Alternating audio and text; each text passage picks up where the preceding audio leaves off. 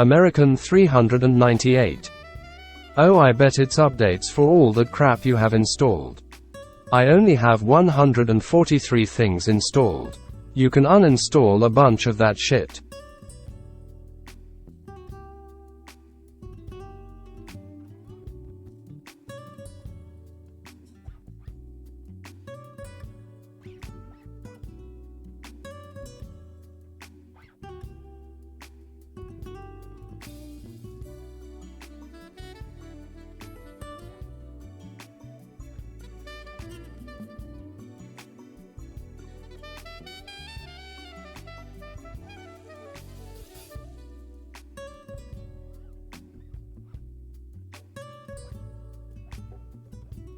American 398.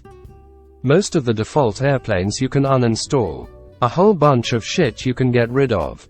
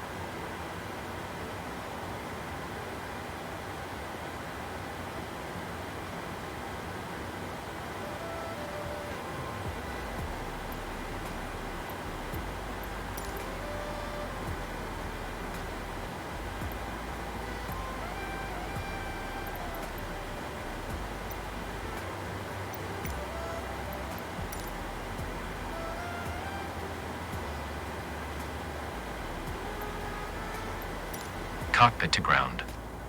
This is ground. Stand by.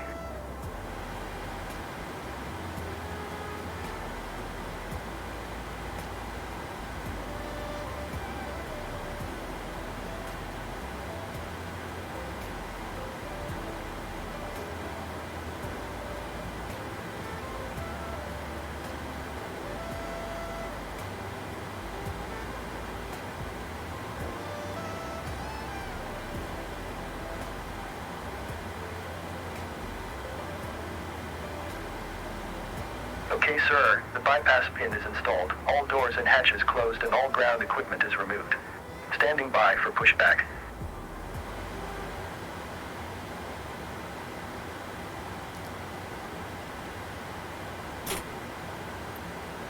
Cockpit to JW ground. Cruise. This Go is ahead. default We're SLC. cleared for start and push. Okay, cleared for push start. Parking brakes are released. Commencing pushback. You can start the engines in sequence. It will start in the sequence.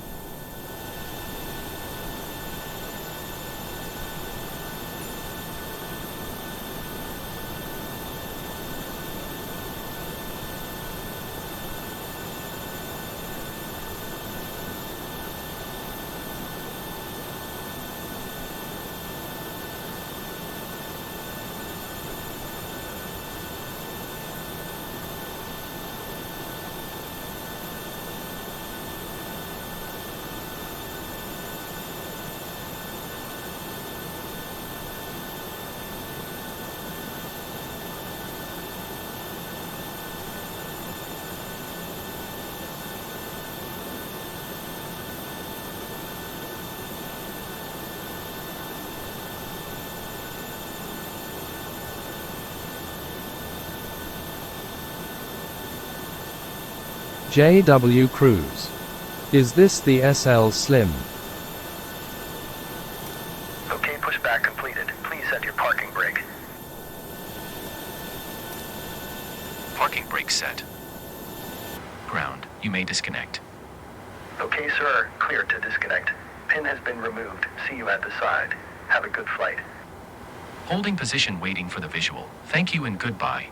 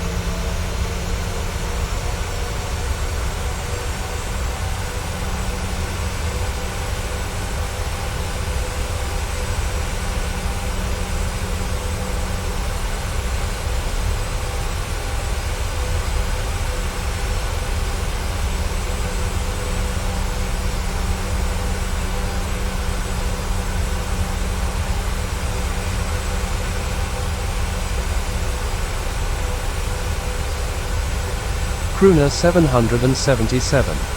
Eat my ass.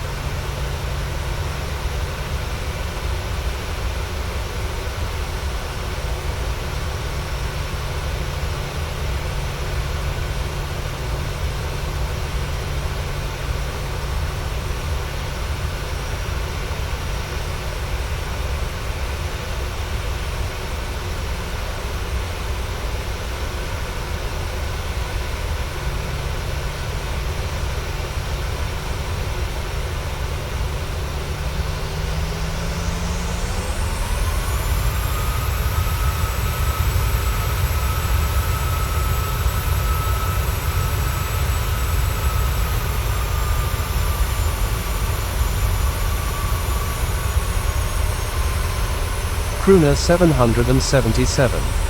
No anniversary flight.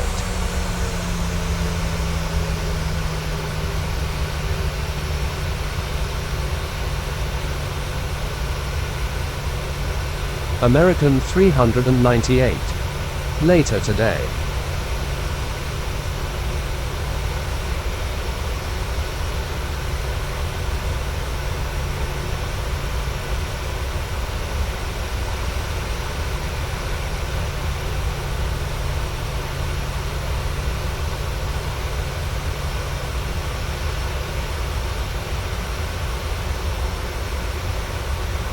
Crooner 777. Jesus fucking Christ.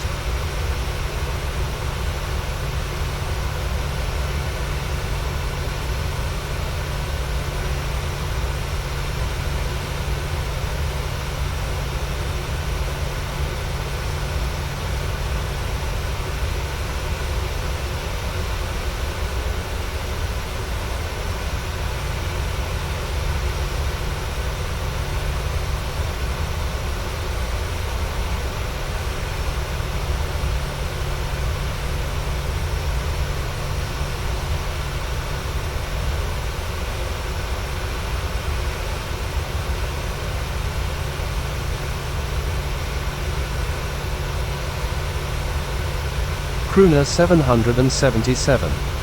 Whoever is downstairs, tell him to fuck off.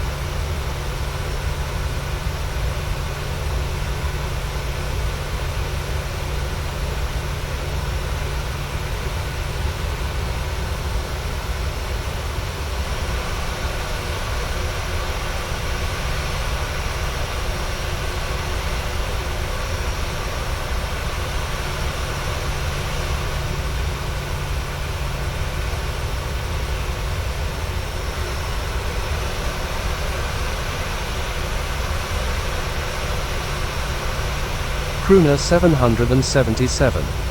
That scenery is shit.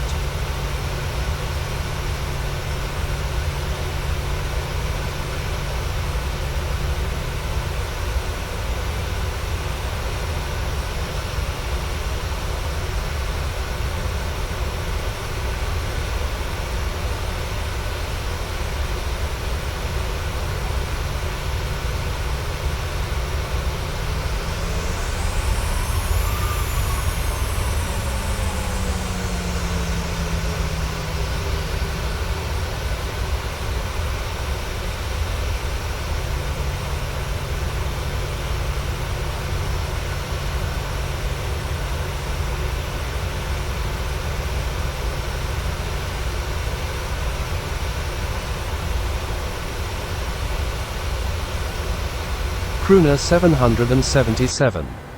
Sim is out for 3 years and no cocksucker can make a good scenery for fuck's sakes.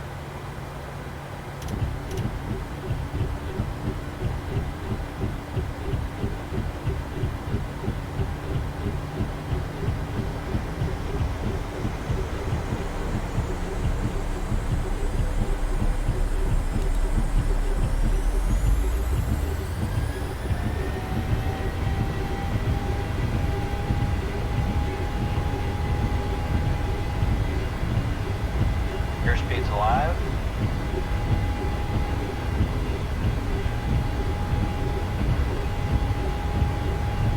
Knots.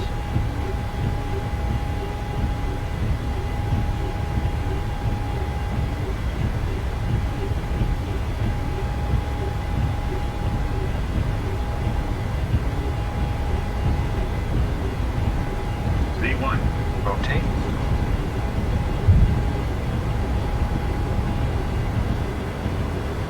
Positive rate of climb.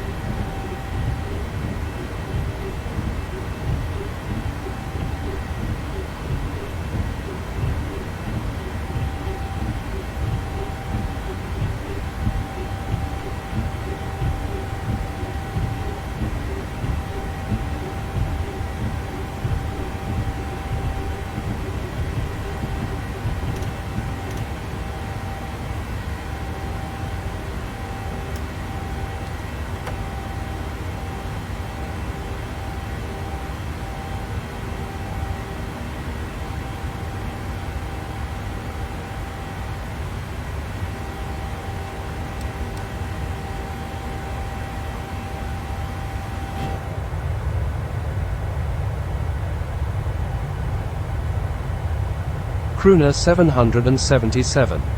Does anybody at your work know you're a flight simmer?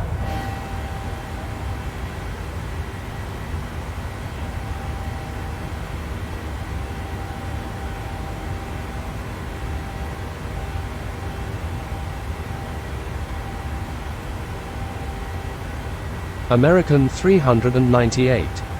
Green River.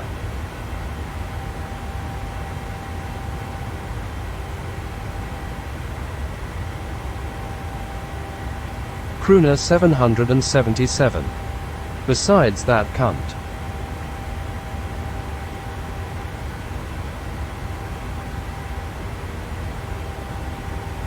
American 398.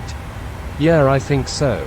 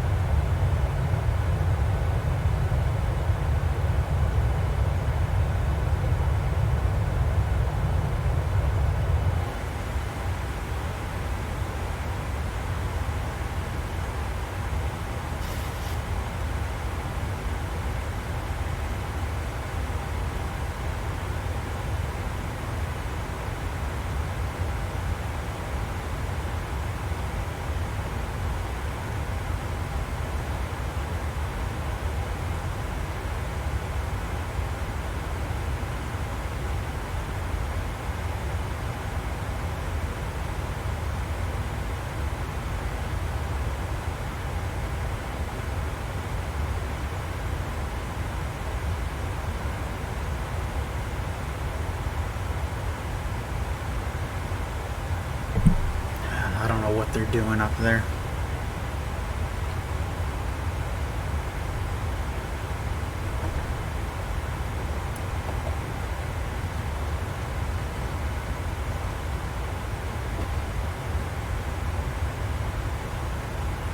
Might be time for some Pat, though.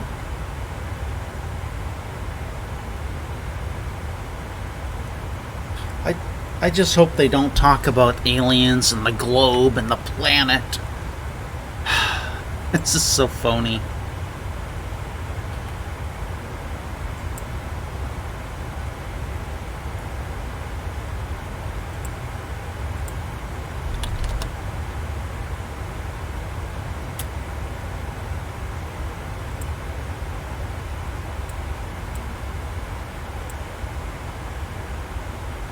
Oh, fuck. See, here we go. Time traveler predicts alien invasion. Oh, and it's supposed to happen today. I find the date very interesting. 3/23/2023. So you got your 33s going on. Give me a break. Alright, what do you got, Pat?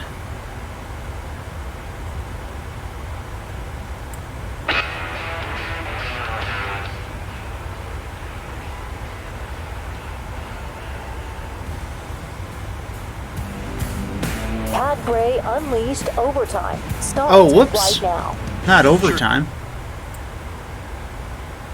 Oh, maybe the other one isn't up yet.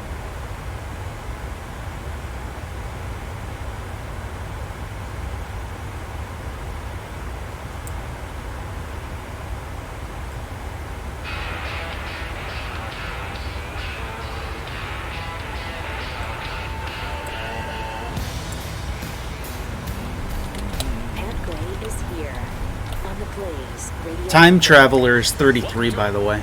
Great to have you with us. 888-900-3393. Pat Unleashed on Twitter. It's just... Oh, the Fed raised the interest rate again yesterday. Another quarter point. The hell is the matter with them? Full steam ahead. They don't know what they're doing. Yeah. They don't know. Banks are collapsing all over the place. They've promised more. Probably are on the way. And they're still raising interest rates? Crooner 777. Yesterday. Fucking They're trying joke. to figure out what we don't know what to happened do. with the banks. I don't know. Unreal. It's your policies. Need to do away with the Federal Reserve. I'm turning my ambient noise on so I can go outside. Let's do it. I like that. Yes. I like that. And after that, they raised the rate a quarter of a point. They talked to all the different members of the Federal Reserve Board, and they were asked for predictions like 18 months out. Like, what do you think the interest rate's going to be 18 months from now? And they ranged from 2.4% to 5.6%. Really?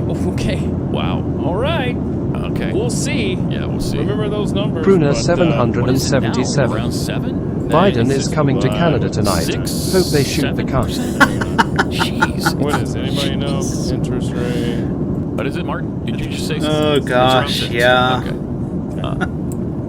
Around 6%, Gosh. which That is might get great me if in you're buying a trouble. home. And if you're selling a home, it's really, really great because everybody wants to pay a 6% interest rate when they were paying 3 or in the 2s somewhere. What, a year and a half ago? It's asinine. It's asinine. Jeez. And what is the Federal Reserve but the 12 biggest banks in the country? You know, it's Chase, it's Bank of America, it's a conglomerate of the big banks who are too big to fail, and they get together and they decide where interest rates go. All right. So wait. So the unanimous decision puts the key benchmark federal funds rate at a range of 4.75 to 5%. Is that right? You said, what did you say? It was 6? I don't know. Yeah, I think that's the prime that the banks pay. We pay more than that, of course. I got you. Well, and then they also said that in 18 months, I can't remember if they said in 2025 or if they said exactly 18 months, that their goal is to get the inflation rate down to 2%. Oh, wow. Good luck. Which, remember, is still higher than it was under Trump. Yeah.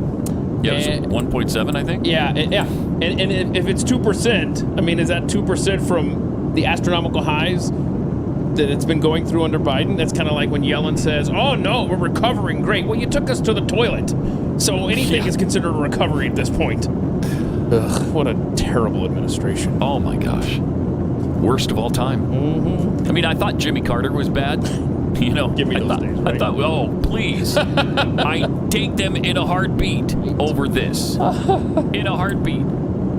Yeah, I was pretty young under Carter, but I still. I mean, I was aware that the economy sucked and that interest rates were 18% and unemployment rates were high. I mean, did you ever think during the Obama administration that one day we would look back and go, man, give me Obama again? No. Compared to this? No. Compared to this? Of course, we have Obama again, basically. Yeah. The third term. That's true. But I would take the days of 2009, 2010 over now.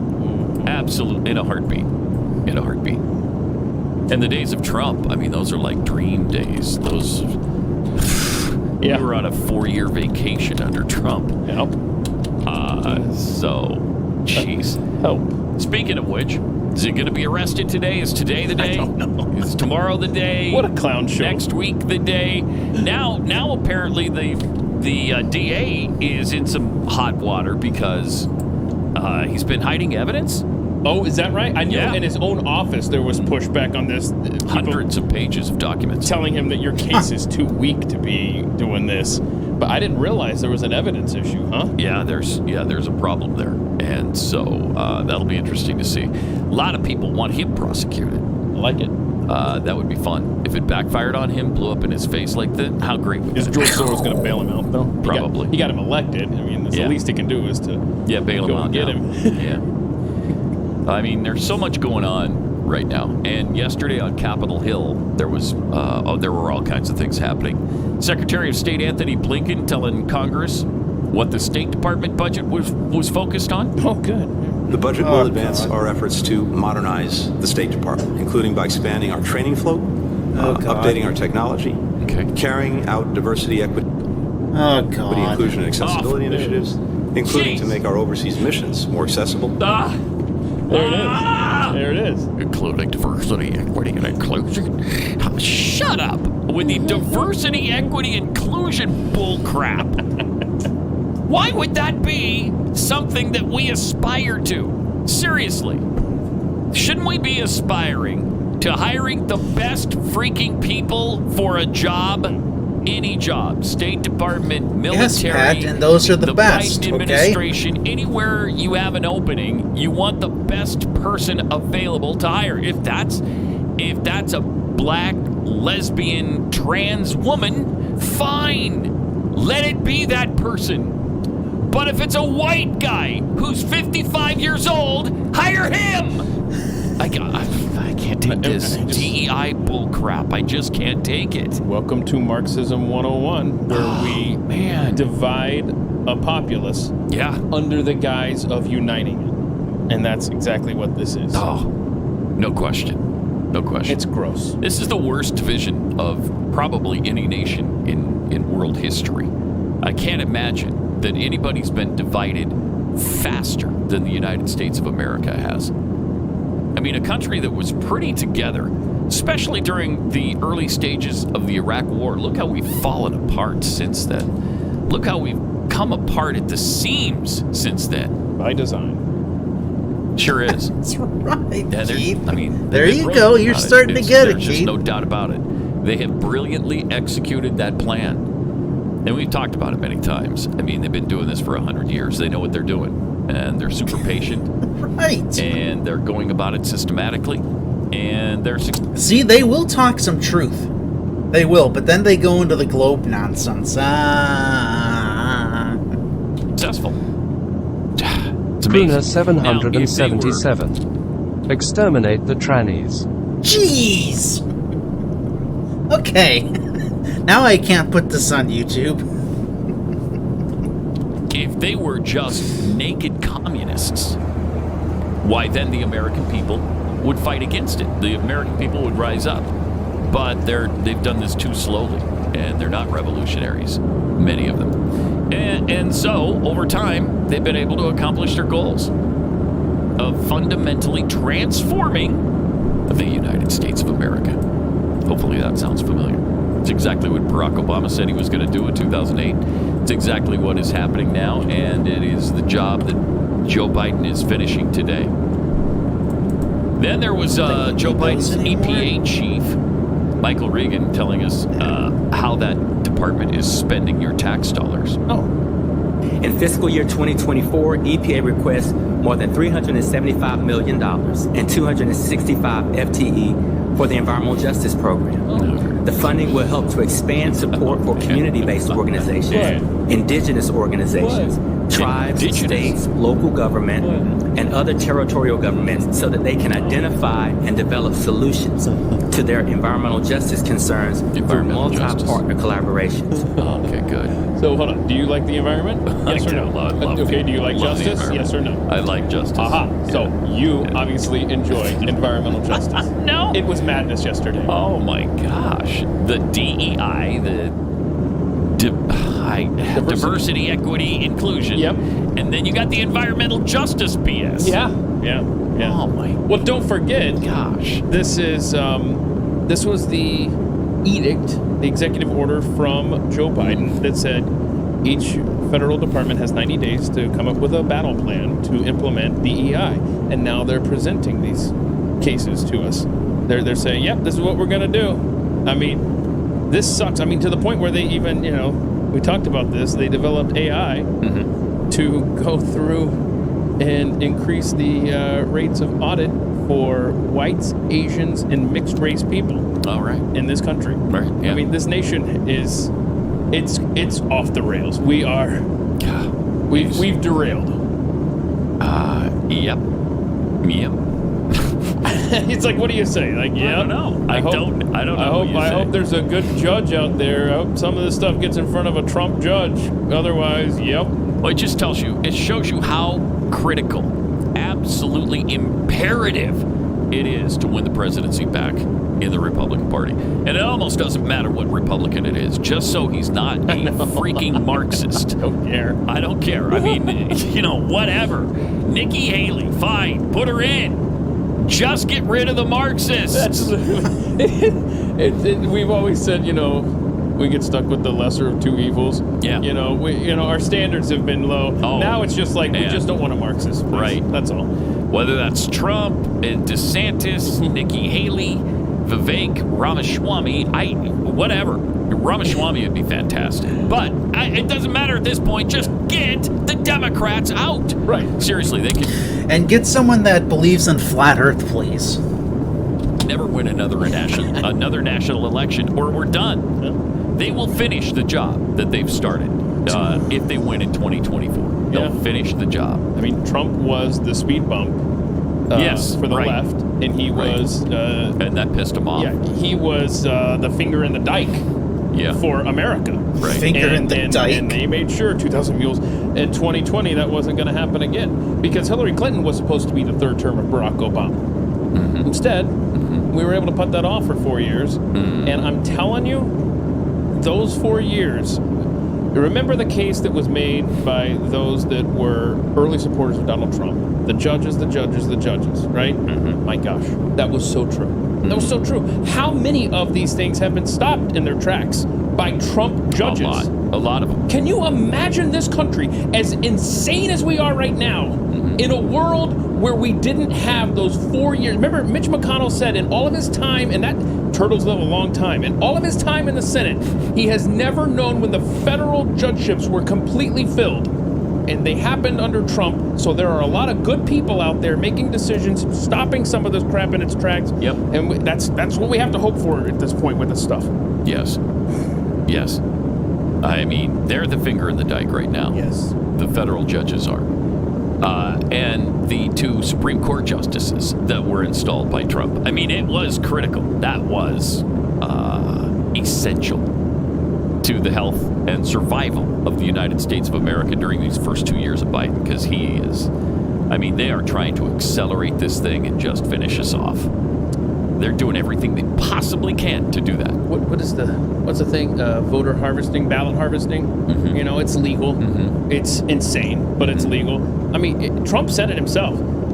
we've got to make sure that we're a part of that this go around. Oh, no We've question. got to find these places. We're going to fight fire with fire. It's out of our comfort zone. Mm-hmm. We're going to have to do some research to find out where these places are. Right. We're going to have to go to the old folks' homes or whatever, but that's how you're going to have to fight do this. it. Yeah, and there are finally some Republicans waking up to that reality and saying, yeah, you know what? We're going to have to be a part of this. I know we just want to show up to the polling booth and place our vote and put that piece of paper in the little box, and we're done. Call it done. Yep. That's not enough now. That's not enough. And the Democrats have shown us that. So I hope we learn that lesson. There's just so many good people in this administration. KJP, kind of explaining how she got the job. Is this an admission? Yeah, this is so great. This is pretty much the DEI situation, right? Right. When I was asked to do this job, it wasn't by accident. It wasn't because, oh, you're the last person standing. It was, no, we want you to be the face of this administration. That's purposeful. Yeah. When you think about that, that is purposeful. All the people that came before me, it was purposeful for that then president to pick that person. Yeah. And, it takes effort, it takes courage, and it takes understanding where we are as a country to say Celine Jean-Pierre, black, queer, immigrant woman, is going to be my face, is going to represent who we are as an administration. Well, there you go. She knows. At least she knows why she's in the job. Right. She's black and she's queer. That is such a weird thing, too. Queer used to be a really bad word. I know, right? Yeah. And now they use it themselves all the time. Black, queer. Wait, what? What? By the way, I didn't send this in because what is the point? But yesterday, Peter Ducey asked her, hey, what did the Biden family get paid for by this Chinese company? I mean, Jim Jordan has asked that. A lot of people have been asking that. Just tell us what service did they provide to this foreign country? And she's like, I'm just not going to answer that from up here. There's been so many lies told by Republicans for the last several years. I'm just not even going to talk about that. Yeah, and he said, stop. Didn't Ducey say the bank records don't lie? Right. She doesn't. I think I have that. Hang on a second. Okay. Let's just see here if this is... Thank you, Kareem. House Oversight says they've got bank records showing a Chinese energy company paying 3 Biden family members through a third party. What were they paid for? Look, That's none of your business. From here. We have heard from House Republicans for years and years and years how the inaccuracies and lies when it comes to this issue, and I don't even want to begin to even answer that question because again, it's been lies and lies and inaccuracies What for lies? the past couple of years, and I'm just not going to get into it. That was great. The lies have come from the other side saying that none of it's real. Those have been the lies. Not from Republicans. Republicans are saying, look, this computer thing, this is Hunter Biden's computer. This is not Russian misinformation, Russian hacking, Russian agents. This is Hunter Biden's computer, which we fully know is the truth now. What are you talking about? They're lies. What lies? Wow. Oh, she's the worst. The worst. The absolute worst. But, of course, we just found out why she's in the job, and so... She's the perfect face for this administration. She is, yeah. Yeah, she is. Whew. All right. Yeah, and then Ducey said it stops before that, the audio, but bank records don't lie, which is so true. Bank records aren't lying about this. They're trying to hide behind that. They're trying to tell you that you can't believe your own eyes and your own ears. But that's not going to work anymore because we've gone too far down this road. We know the Bidens, and too much information has come out. I mean, how do you explain the distribution of $1 million to these 3 family members? How? How do you explain that? Well, they can't. So they're just going to call it lies. Wow. Which is exactly what they did with the computer situation. With Hunter Biden's computer. It's lies. That's not his computer. Well, ask Hunter Biden. Yeah, I don't know if that's mine. No, I don't know. And now he does. And now he's suing the guy for invasion of privacy. Yeah, that's so weird, man. Okay, yeah. Also, you might remember that Congress unanimously passed the bill that would reveal all the information the government has about the origins of COVID. I mean, there's so many things going on simultaneously right now. So many things that have been covered up, swept under the rug. And it's all coming out at the same time right now. Joe Biden even signed that into law. The White House has no timetable on when they'll declassify everything they have. But yesterday, Wisconsin Senator Ron Johnson had his secretary, Xavier Becerra, in front of the committee, and here's what happened there. By the way, we're down. You have produced 350 pages to us in the reading room. For over a year, we've been asking for the last 50 pages. This is what the 50 pages look like, okay? Redact. I don't think a word of it is readable, right? Now, again, I would argue congressional oversight should not be subject to the same redactions that were applied under a FOIA request. I'm asking you, will you commit today to provide our oversight? And Senator Paul is on this now. Again, we had 5 members of Homeland Security and Government Affairs under a law that says you shall provide this. Will you commit to provide us the last 50 pages of communication between Anthony Fauci, Francis Collins, Jamie Farrar, as it relates to the origin of the coronavirus? Will you commit to that? Senator, I absolutely will commit to make sure we follow up with you on your request to get some of that information. Again, this is in compliance with the law that you receive the information. I don't know what particular statute with regard to disclosure was applied here, but you are absolutely entitled to the information that by law a member of the Senate or the House should get. Again, you're not complying with the law because you're redacting things, for example, under deliberative process between and within agencies, and it's communication outside of the agencies with the Welcome Trust. Again, these redactions are not complying with the law. And they don't care. No, they don't care. Do you ever get the sense, because you bring it up often, about the border wall shall be built? Did the definition of shall change and we just weren't clued in on that? Yeah, must have. It seems to come up a lot. And just, Shall must be the opposite of what we once believed it to be, because shall doesn't mean anything to the government using anymore. that word. I don't think it means what you think it means. But, you can't expect Xavier Becerra to help with classified documents. He doesn't even know how many of his employees show up for work every day.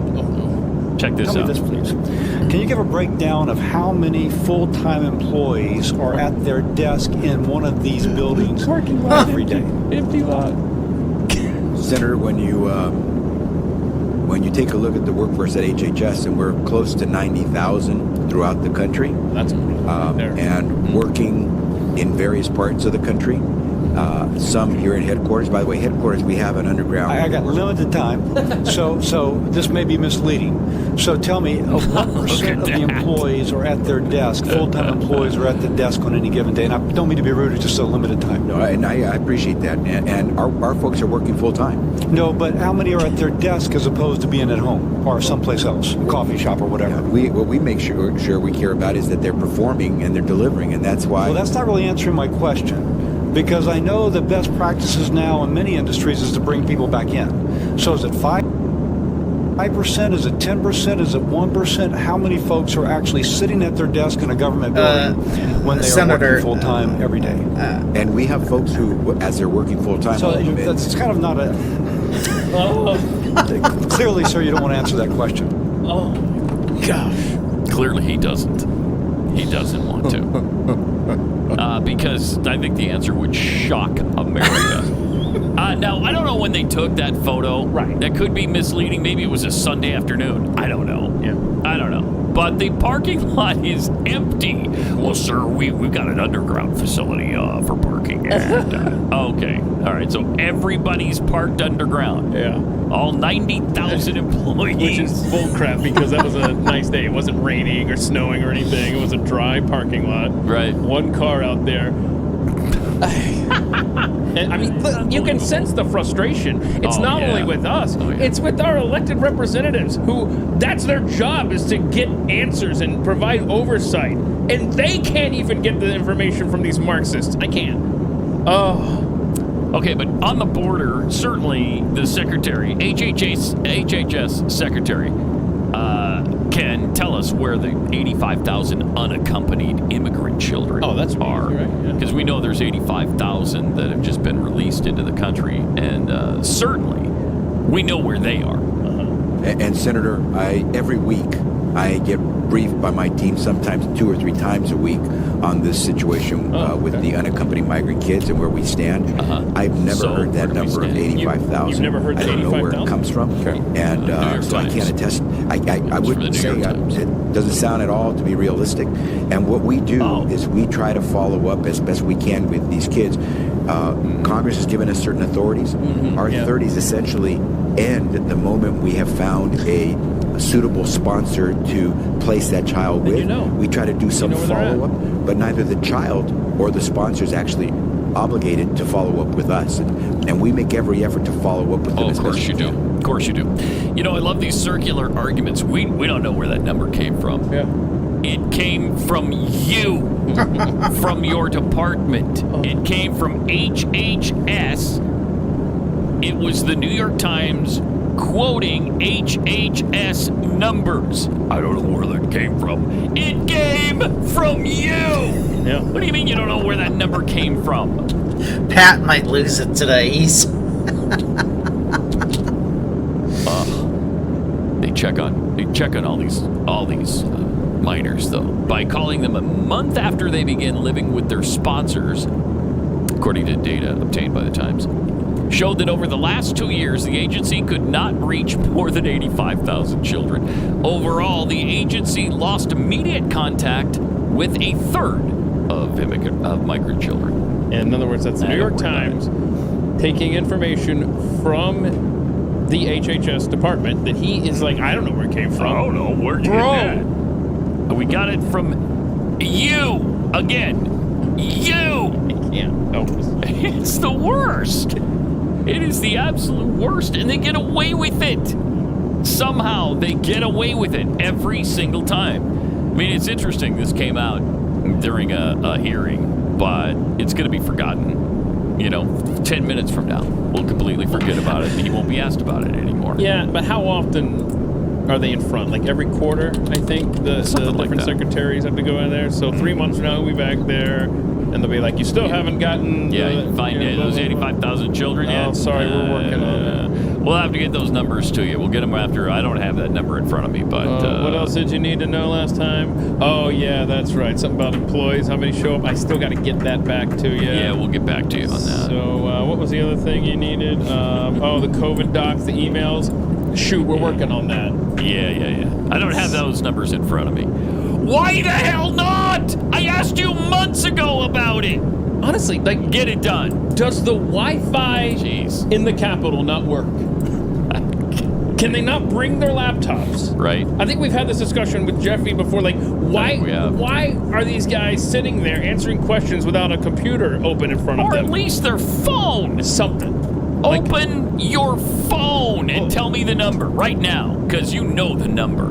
If you don't have it in your head, it's on your freaking phone or your iPad. I want to hear someone go, Mr. Chairman, can you pause my time while the secretary checks his emails here? Absolutely, you can do that. All right. Go ahead. We'll wait here and just take your time. Let us know when you're... And then they'll talk and they'll...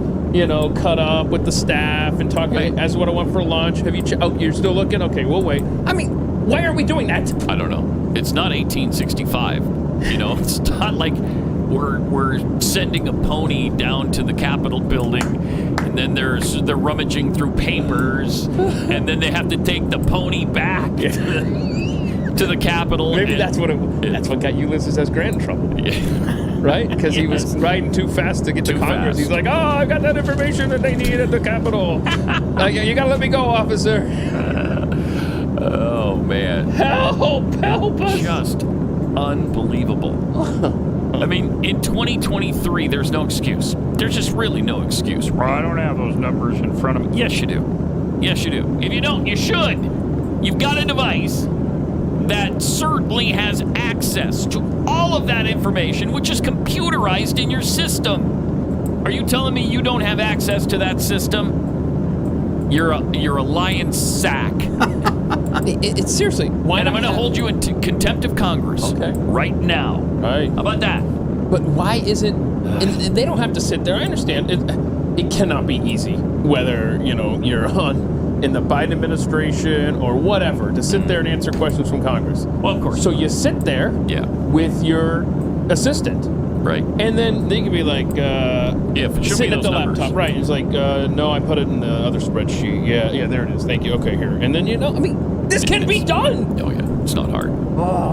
It is not hard. They have access to all of that information. They may not have access to the 85,000 kids, because I don't think they pay attention to that. They don't care. They don't care where those kids are. Those kids have disappeared into the country, and we have no idea probably where they are now. But the number of employees and all that kind of stuff, they keep track of that. They know full well. Jeez. I mean, who was it that just said only 5% of our employees are coming in to work every day, and we need it to be much higher than that? So everybody has until the end of the week to get back into the office. I mean, they do that in business all the time. Are you telling me HHS can't do that? Of course they could. They just don't want to. They just don't care. That's right. We got another hearing to get into from yesterday. A district court nominee was in front of the Senate Judiciary Committee. We'll get into that coming up here in a minute. God, I mean, there's just so much going on at Capitol Hill. A lot of people being asked questions. Nobody has any answers. But it's interesting because the Moderna CEO was in front of the firing squad yesterday. He answered questions. 14 minutes. Kennedy had some. That thing says it takes 14 minutes, but for me, it'll probably take 30 to 45. You got to build in the extra half hour for Dan driving.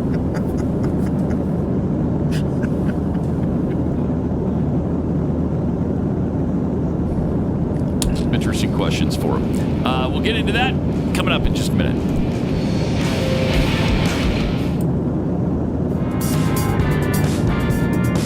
I got some tweets here. Bad Engineer tweets, the best people don't want to work for the government. Yeah, but, you can still try to get the best available, I guess I should say. The best available. Rather than look for just a person who is diverse, look for somebody who could really do the job. There's got to be a few of them. Should I write this down? That seems kind of complicated. Does it? Yeah, write it down. Write it down, and we'll send it to the Biden administration. Kamala apologist tweets, but Pat, I think you're missing the point. For the leftists, the best person for the job is the person who will do what the commies say without thinking for themselves or putting up a fight. In that sense, they're nailing these hiring decisions. Jeffy's pet zebra. The left is slowly taking the country down the path of Marxism. We become a drug addict, taking a little at a time and just getting used to it. Until we're too weak to fight back. We need a spiritual detox and to take our country back to God. Mm-hmm. That's the only thing that would save us, frankly. Brandished finger guns. Pat, you keep using the anagram wrong. It's not DEI. It's actually DIE. Die. Yeah. Okay. The pickled squirrel, KJP, as the face of the Biden administration? Well, incompetent. Sorry, I've got it. Uh-oh. Bless you. Got to sneeze. Is this a twofer? No, I think it's just the one. Just one. That's weird. Yeah, that is really weird. Yeah, I'm sneezing in threes now. Really? I think it means I'm dying. Yeah, it does. That's exactly what that means. Yes. Any more than twice, right? And you're... Right? Yeah. That's what I thought. Yeah. I think that's only the second time I've ever sneezed on the air. Oh, that's wow. really weird. Really weird. The Pickled Squirrel tweets, KJP is the face of the Biden administration. Well, incompetence is best represented by incompetence. There you go. Okay. Kara 3022, you know, the other thing I'm really tired of in these hearings is asking nicely for these pieces of crap to comply. Start demanding answers or threaten obstruction of Congress charges. Right, is there not a... that's what needs to be done. We need a bailiff in there. Bailiff, you know what? Take the witness. Right, take them out in chains. Yeah. I want their ankles chained. I want their hands and wrists chained. And then put a bar between, like, their... put their arms behind their back and a bar through their arms. School, right? Yeah. That's good stuff. Right. And then drag them out of there. And then beat them. Wait. Okay, wait. That's next week. If you haven't given us the answers by then we beat you. Right. All right. Or at least inject you with truth serum. What's that stuff called? Yes. Yes, that stuff. So in another hearing yesterday, a district court nominee was in front of the Senate Judiciary Committee. He's currently a federal magistrate judge, and Senator John Kennedy had a question for the nominee. Tell me how you analyze a Brady motion. How I analyze a Brady motion? Yes. Senator, in my 4.5 years on the bench, don't believe I've had the occasion to address a Brady motion in my career. Do you know what a Brady motion is? Senator, in my time on the bench, I've not had occasion to address that, and so the answer is no. It's not coming to mind at the moment what a Brady motion is. Do you recall the U.S. Supreme Court case, Brady v. Maryland? I do recall the name of the case, Senator, yes. And what did it hold? I believe Senator, I have no idea. Brady case Senator, I believe the Brady case involves something regarding the Second Amendment. It is not. I've not had occasion to address that. If that issue were to come before me, I would certainly analyze that Supreme Court precedent and apply it, and as I would need to the facts in front of me. Thank you, Mr. Chairman. That was a good guess, right? Yeah. He went with the Second Amendment, thinking it was like the Brady Bill or something like that. Right. Yeah. No, not so much. You didn't even foul that one off, bro. It was in 1963. Okay. So it's obviously so this is not about James Brady. Not about James Brady or guns. It's a U.S. Supreme Court case that established that the prosecution must turn over all evidence that might exonerate the defendant. So the prosecution failed to for Brady, and he was convicted. He challenged his conviction, arguing it had been contrary to the Due Process Clause of the 14th Amendment and the U.S. Constitution. So not even close. With your guess. I mean, it was a good guess. Near. It was, because you would think, okay, there's a gun legislation, I think, about Brady. Let's go with Is it James Brady who was shot with Reagan? I'm gonna go Second Amendment, sir. How about that? No, it's interesting that Kennedy didn't even address it. No, that's not it. No, that was, and so people were like, "That's a gotcha question." Dude is a judge wanting to be elevated. There are no gotcha questions. This is why he went to school, is to learn this stuff. I think it's just hilarious to watch John Kennedy play with these nominees. And it's one after another. How many have we seen lately where they don't know anything about the position they're applying for? The FAA guy. Oh my gosh, he was 0 for 13 if you really break down that answer, that response. He was bad. He was just really, really bad. In fact, there's some association, I forgot who it was saying, you got to withdraw this nomination. Like the FAA they did. Guy. Oh, that's done? I think, right? Okay. Did they not? It seems like I heard that he's out. Okay. I think they're going with somebody else. Is that accurate? Let's see. I don't know. Oh, the shape-shifting snow. Knock it off. That was 6 days ago. I don't see that he has been withdrawn for the FAA. That's amazing. That is amazing. Wow.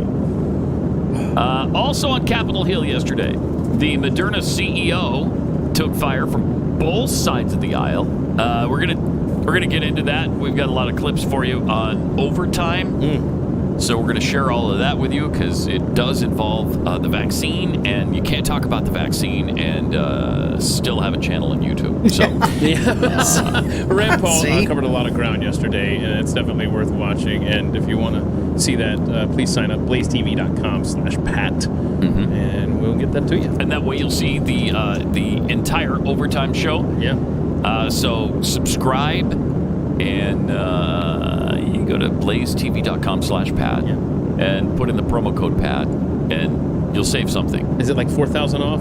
I think it's four. Yes, grand. I think it's $4,000. We're not sure. You have to type it in and find out.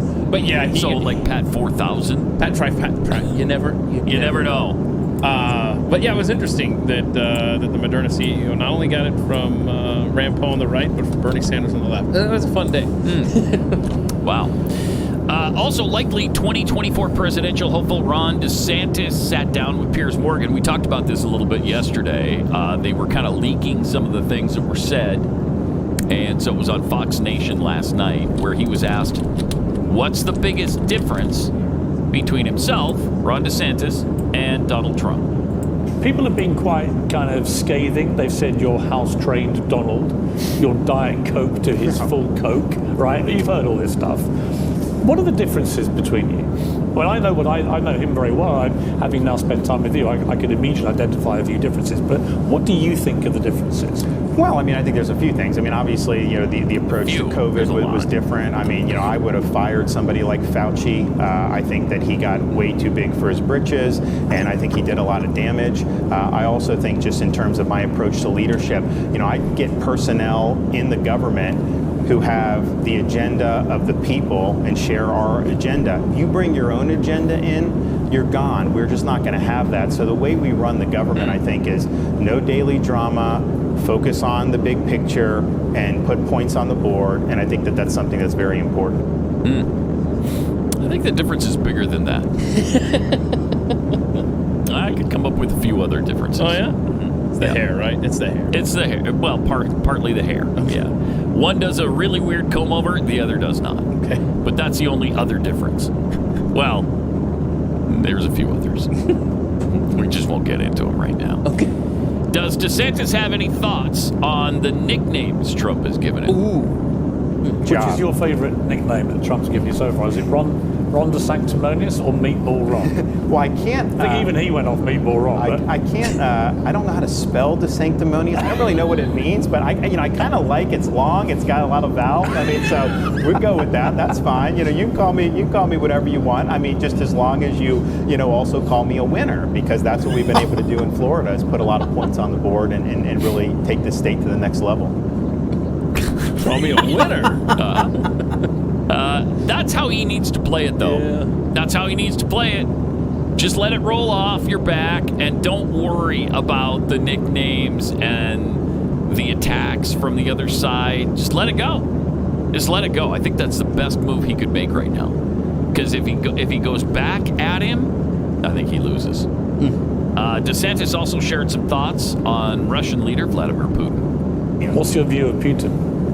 Look, I think he's got grand ambitions. I think he's hostile to the United States, but I think the thing that we've seen is he doesn't have the conventional capability to realize his ambitions. And he's basically a gas station with a bunch of nuclear weapons. And so for us, one of the things we could be doing, gas station with a bunch of nuclear weapons. And so for us, one of the things we could be doing better is utilizing our own energy resources in the United States. We could be permitting natural gas pipelines from Marcellus, doing a lot in Alaska. That's where he gets all his power, and obviously he's influenced Europe by having so much energy. So the way to hit Putin is to hit him with energy. But I do think you look back, all the defense analysts and me in the past, we overestimated his conventional capability. This has been a huge blunder for him, huge costs, and we'll see what ends up happening with his longevity and power. But this has been a loss for them. There is a move now to hold him accountable for war crimes, bombing maternity hospitals and genocidal activity in parts of Ukraine, wiping out whole cities, Mariupol and others. Would you support that? I mean, I think he is a war criminal. This ICC, we have not done that in the United States because we're concerned about our soldiers or people being brought under it. But I do think that he should be held accountable. Okay. Well, sure sounds like he's going to run for president, doesn't it? Yeah. And it also sounds like after this 3-day meeting between Putin and Xi, there is a new world order setting up, and I don't like it. But, you know, what is it? Power abhors a vacuum, or what is it? Yeah, and they're stepping right into it. They are absolutely doing that. And you know, China came to town saying, hey, we got a peace plan for Ukraine and Russia. So 5 minutes after Xi left, Russia launched a bunch of missiles into Ukraine, into apartment buildings, and killing many people. And it's not going to get better anytime soon over there. Speaking of which, the World Bank just released a report yesterday that puts the cost of Ukraine's recovery and rebuilding. Okay, this is now. So the war's not over yet. So right now they put the number at $411 billion. $411 billion to rebuild Ukraine over the next decade. The cost of cleaning up the war rubble alone is $5 billion, they say. So at least 9,655 civilians have been confirmed dead in Ukraine, including 461 children, nearly 2 million homes damaged. Oh, you can't. This is you not being mad at me. That was not, you did not just...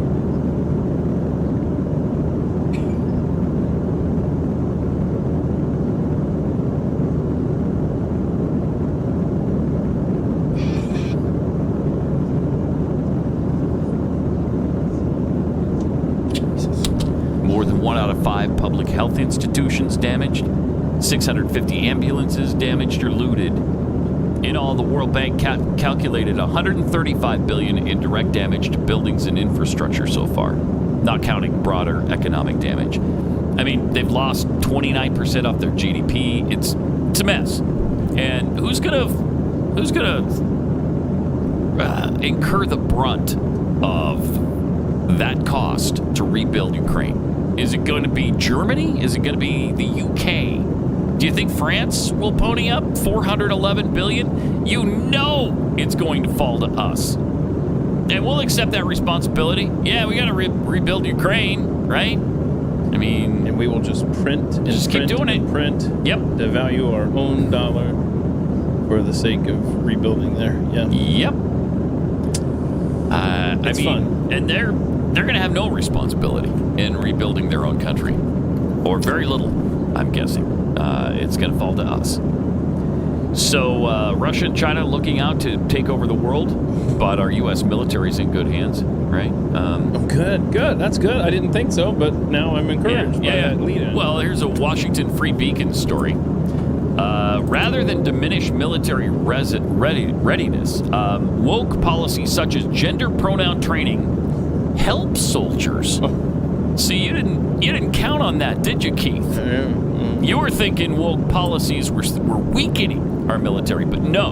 I'm narrow-minded. They're strengthening it because the soldiers feel included. Thank goodness. And when you feel included, well, you can fight and take on the world like an animal. Yeah, like an animal. He's got to include me. Like a Bengal tiger, you can fight.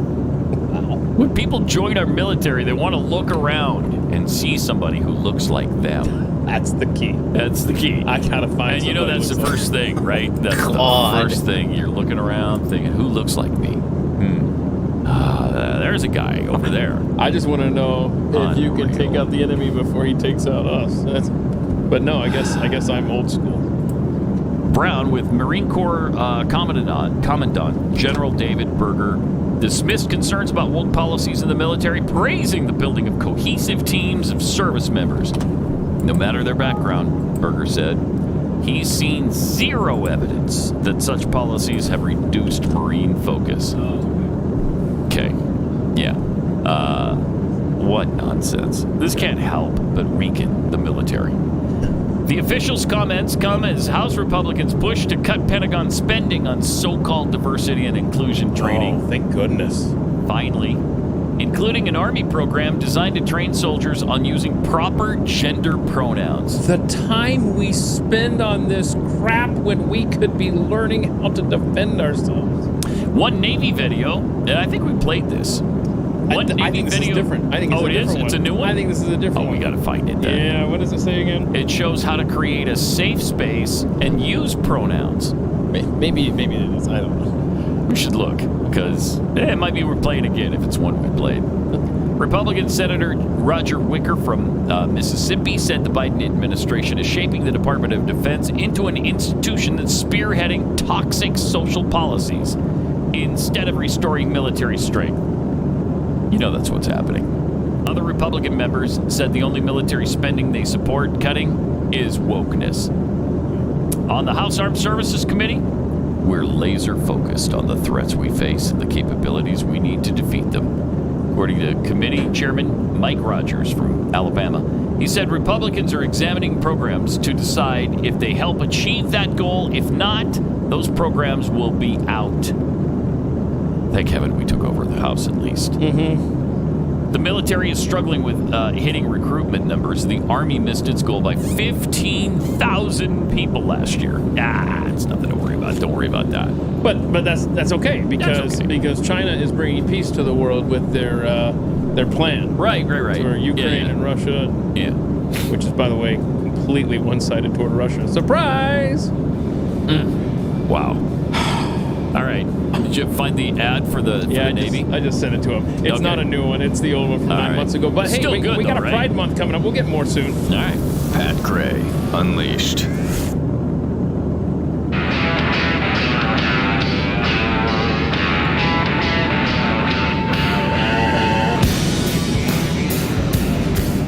Pat Gray is here on the Blaze Radio Network. Don't forget, we're all over the socials. YouTube.com/Pat Gray is where you can find us on YouTube.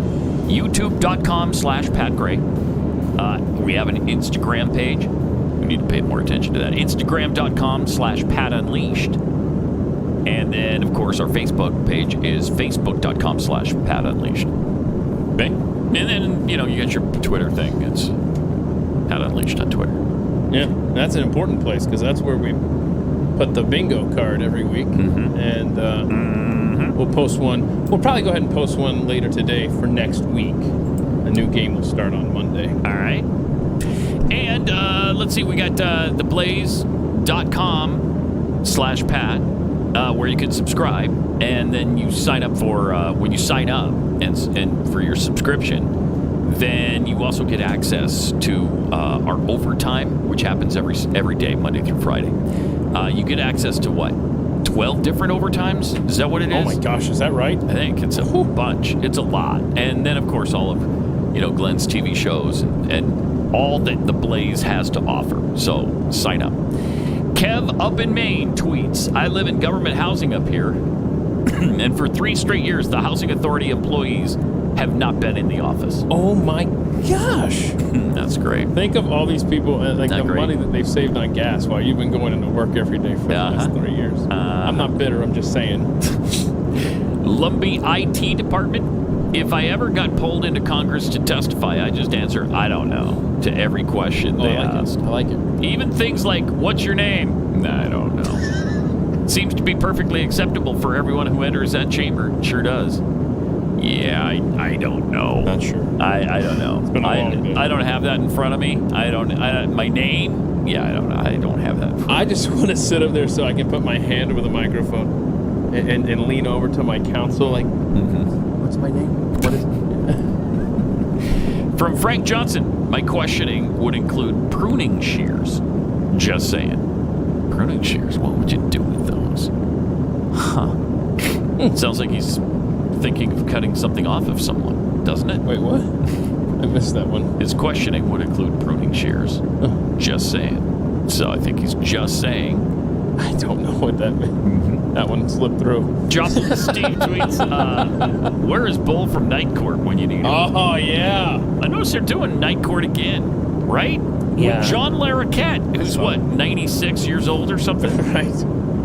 Abe Lincoln tweets, I love how Kennedy just thanked the dude for his airball of an answer and forfeited remaining his time. He could have gone on, man. McFlurry, Senator John Kennedy for president. Could you imagine a White House press conference with him in charge? Yeah, it'd be great. That would be fun. It really would be great.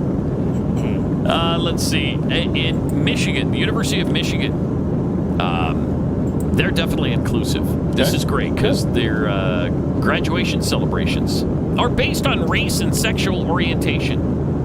Thank goodness. So there's a lot of DEI going on here. They've decided to host 5 separate identity-based graduation celebrations. Wait a minute, that doesn't sound good. That sounds like segregation. What? That's what it sounds like. Huh? Like almost like, you know, isn't that what we were told was bad 50 years ago? Was separate but equal? Yeah, that's true. By the way, this isn't University of Michigan. It's Grand Valley State University, located in Allendale, Michigan. Okay. Just a few miles west of Grand Rapids. They now offer a graduation celebration for students who identify as Asian, Black, Latino, A/X. What? I'm unfamiliar with Latino A/X. That's a new one. You better start remembering it, sir. Native American.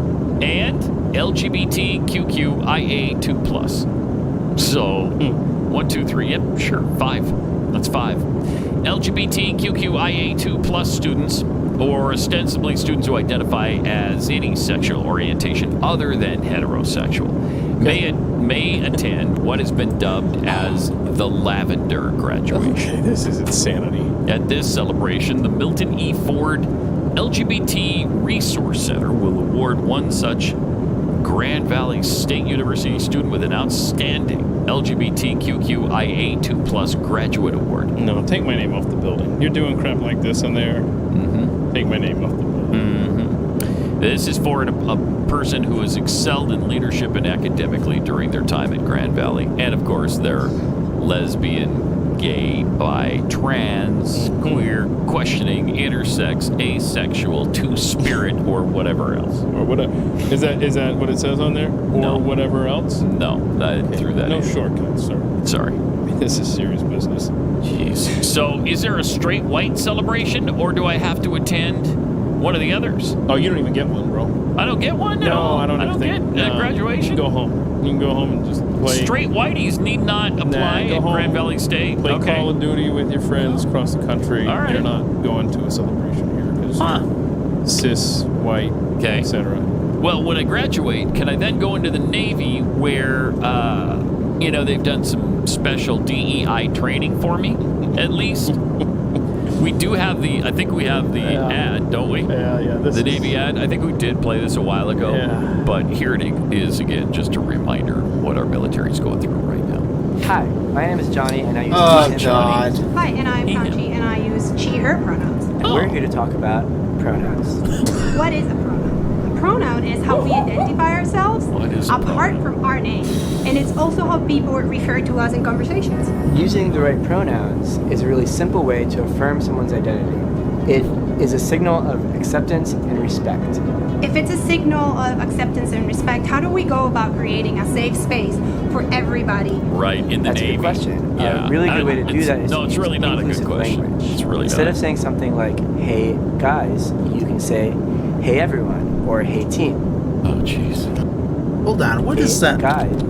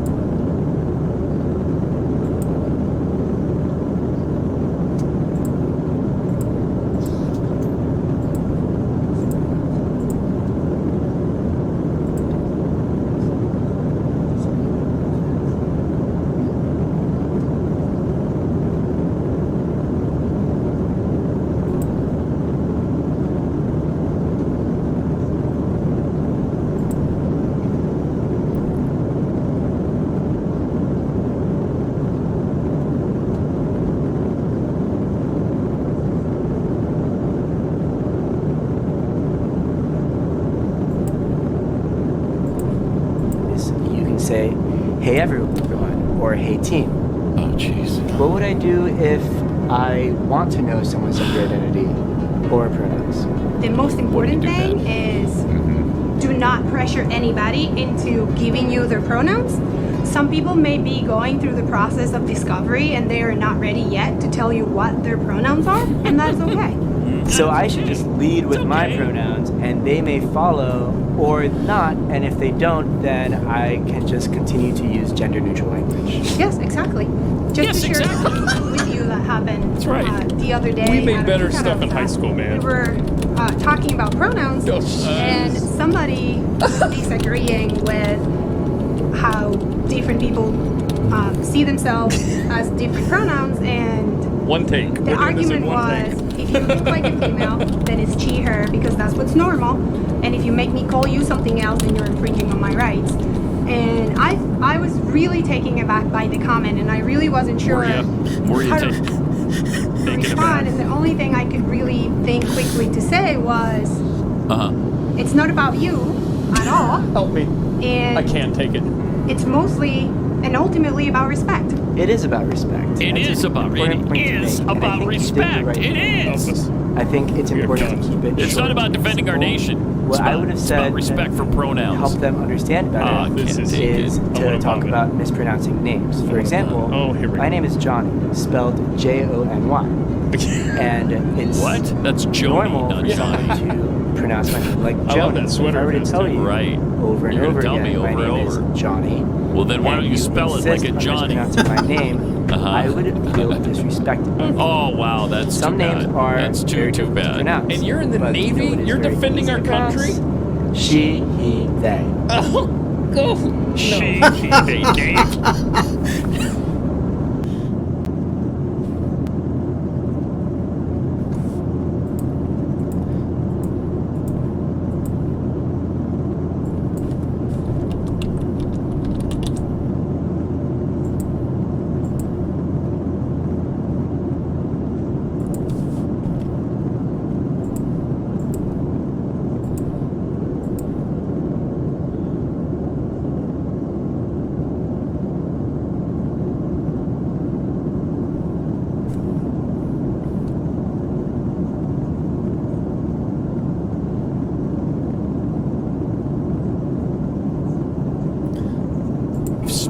Right here. That's, aliens? Jeez. Come on, aliens. That's embarrassing. It's just funny how they... Oh, gosh. Enough of the alien stuff, Keith. Knock it off. Here. Right here. He, they. Oh, go. She, he, they, knave speaks. Right here. Right here. They. Oh, go. She, he, they, knave speaks. Right here. Right here.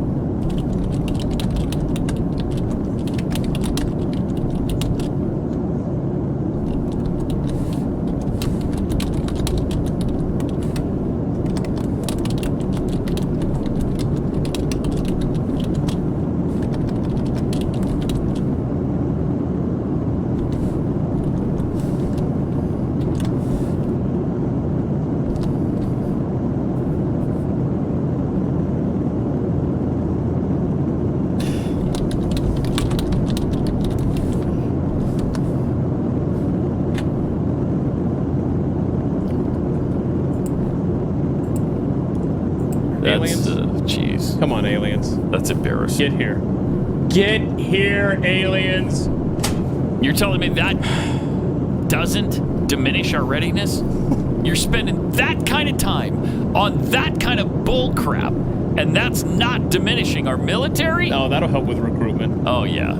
Seriously, when do the aliens get here, Pat? Help us. I hope soon.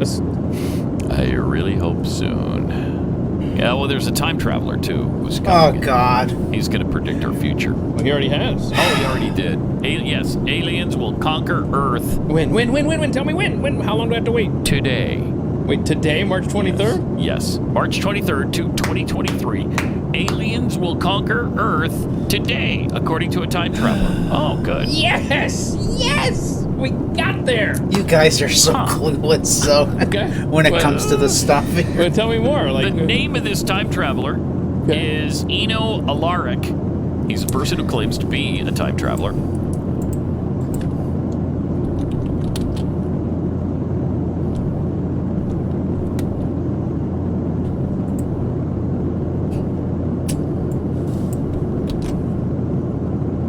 Let's take a look at his name.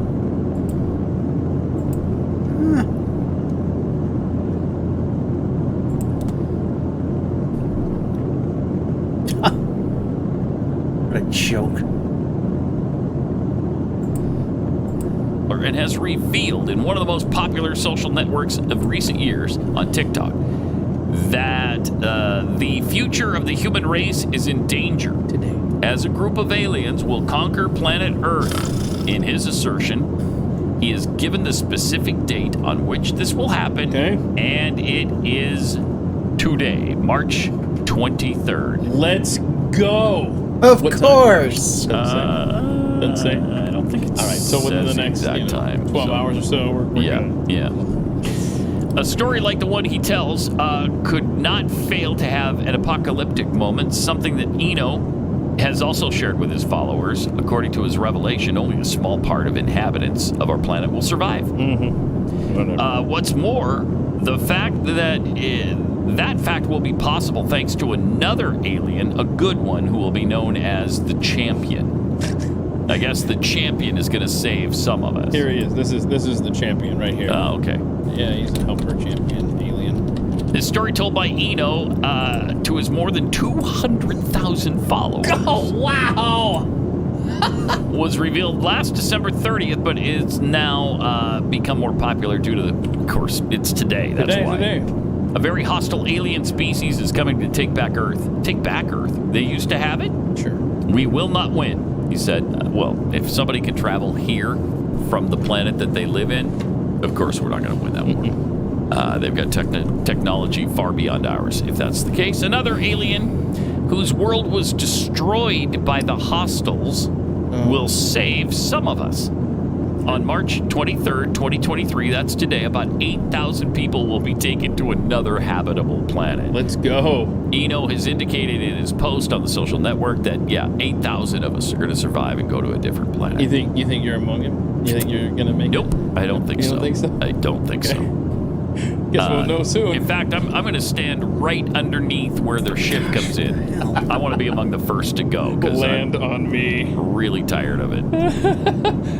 As it were the script of an apocalyptic movie, for example, Zombies, the time traveler also revealed that those 8,000 saved will be selected based on their abilities to be able to save other Earthlings. Oh, yeah, I'm not making it. While this is happening, his pessimism about the future of the planet is evident in his comments. Earth is on the brink of destruction. That's just too bad. Yeah. So there you go. We're done. Okay. We're done. Today. I'm not making the cut of the 8,000 that can help others, way. that's for sure. And I did look, because I thought that's a pretty big story right there of what's about to happen today. In fact, you could be listening to this podcast while being beamed up. As we speak, in your ear, you may be floating above the earth to a spaceship. I don't know. But I thought surely Psychic Nikki saw this coming. So I looked up her predictions for 2023, and I just checked. There are 3 that reference aliens. Okay. Number 1 is a cloud-shaped. I'm just reading verbatim here. A cloud shaped like a giant donut will be seen in the sky all over the world. Could be an alien ship. Oh. That's a big cloud. So that could be today. Okay. An alien ship will land. All right. More UFO and alien sightings worldwide. It didn't say anything about them taking us over. No. Which I feel is lacking, because we heard from a time traveler what to expect, and Nikki apparently doesn't see that. So if today passes and the aliens don't take over, is Eno going to come back and say, okay, I'm not a time traveler, I was just trying to mess with you? Are we going to hear that? Is that what we're going to hear tomorrow? You know how Al Gore made all these predictions years out, and we finally got there and passed him, and he was wrong. This guy only went 2.5 months out? Yeah. You know what I'm saying? Like, he said this in December? Bro. You got to be pretty confident. Yeah. To make a prediction that soon. Give yourself some more time to capitalize on merch and stuff like that. Right. All right, let me tell you about my Patriots and that door market. Here, fake Tyler Morgan tweets. What is my commencement for identifying as a gay, black, Asian, Latinx?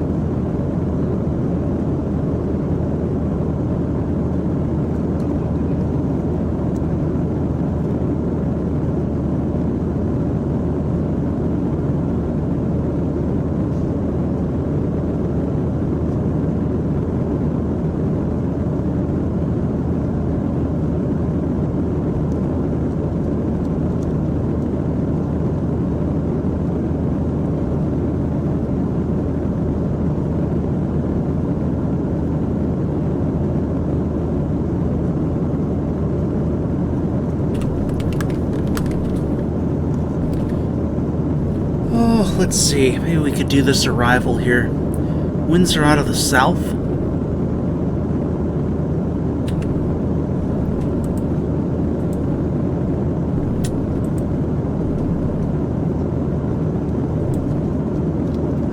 We're on the Victory 2.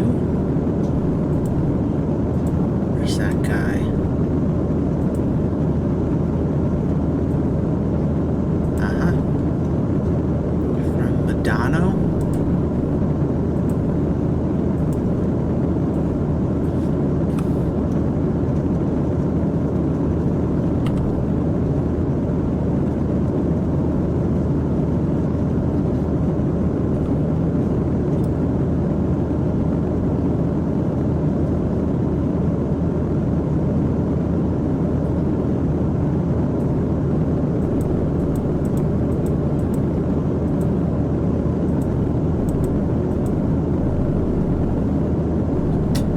We need an arrival that goes, let's see here, from Medano. Oh no, that one's worked. That one, I'm sorry, that one works. Thinking we're going the other way. Just gotta connect that guy.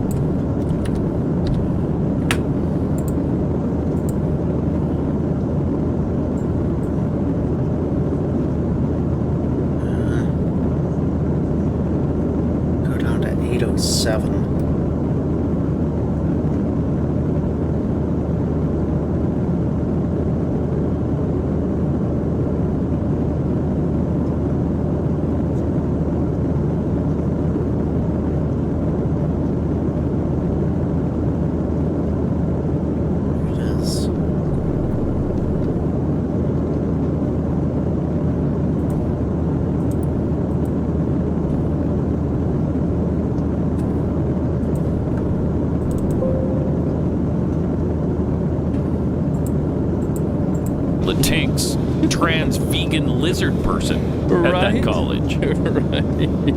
Oh, by the way, in that same vein, in the NHL, it's now becoming a trend to ditch these pride jerseys. Yeah, that teams, are supposed to be wearing and stuff. The Blackhawks are now the fourth team. They join with the Rangers originally, Islanders, forget who else. But anyway, it's good to see, all because it started with that player for the Flyers. Yeah. Remember that? It started with one guy who said, you know what? Nah, I'm not going to celebrate it. No, sorry. I'm not going to do it. And man, the San Jose Sharks, their social media team is just so ridiculous with this stuff.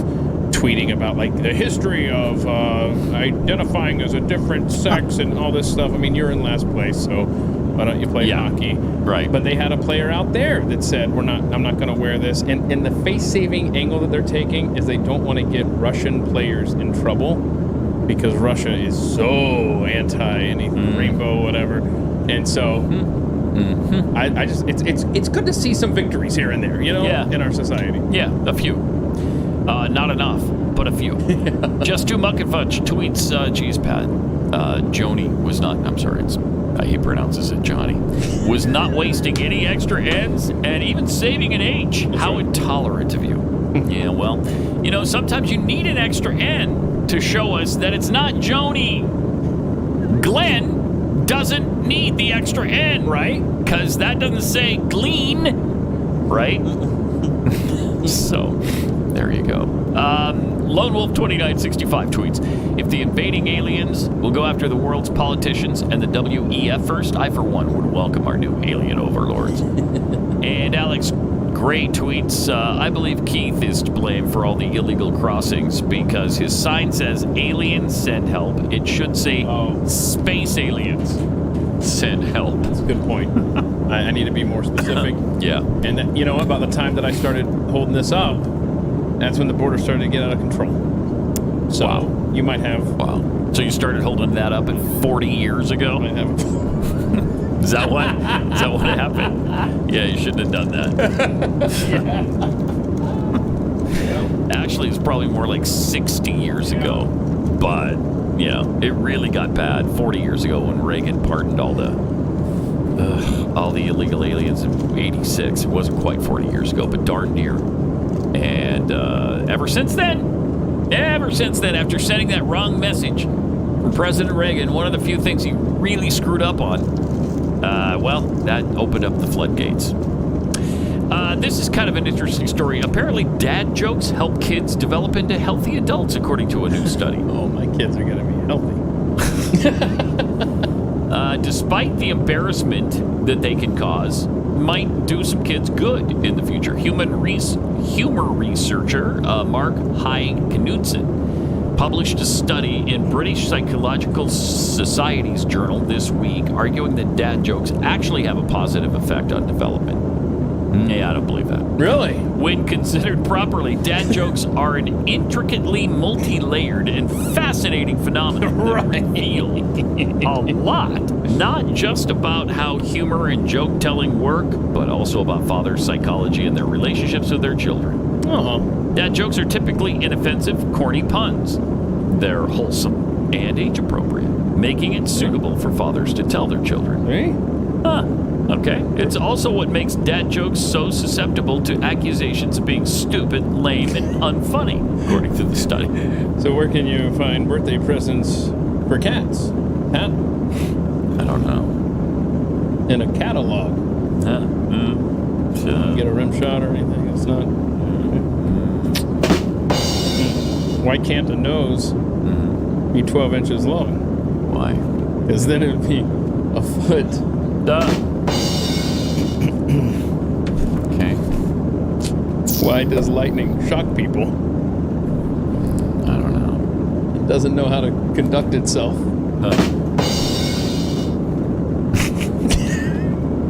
Really bad. What do you mean bad? Really bad. What? I mean, really bad. What? My kids actually got me this book. Really? Like recently, or? Oh, I've had it for a couple of years, yeah. Dad jokes. There's so many of them. By continually telling their children jokes that are so bad they're embarrassing, fathers may push their children's limits for how much embarrassment they can handle. According to the article, they show their children that embarrassment isn't fatal. So I guess you should tell them in front of their friends. Oh, yeah. Right? For sure you should. Oh, yeah. Yeah. And make them embarrassed a little bit because it's good for them. Yeah. All right. Like, can you imagine saying in front of your kids and their friends, Hey, what did the overly excited gardener do when spring finally arrived? He wet his plants. That's not for sakes. What is this? What did Sushi A say to Sushi B? Wasabi. That's stupid. Don't like it? No. That's the last one of this book. Why should you never trust a person when they're using craft paper? I don't know. They might be plotting something. Okay, really bad. Well, as I said, really stupid. And really bad. But you keep telling them. Yeah. Because it's good for your kids. That's right. If you want healthy kids.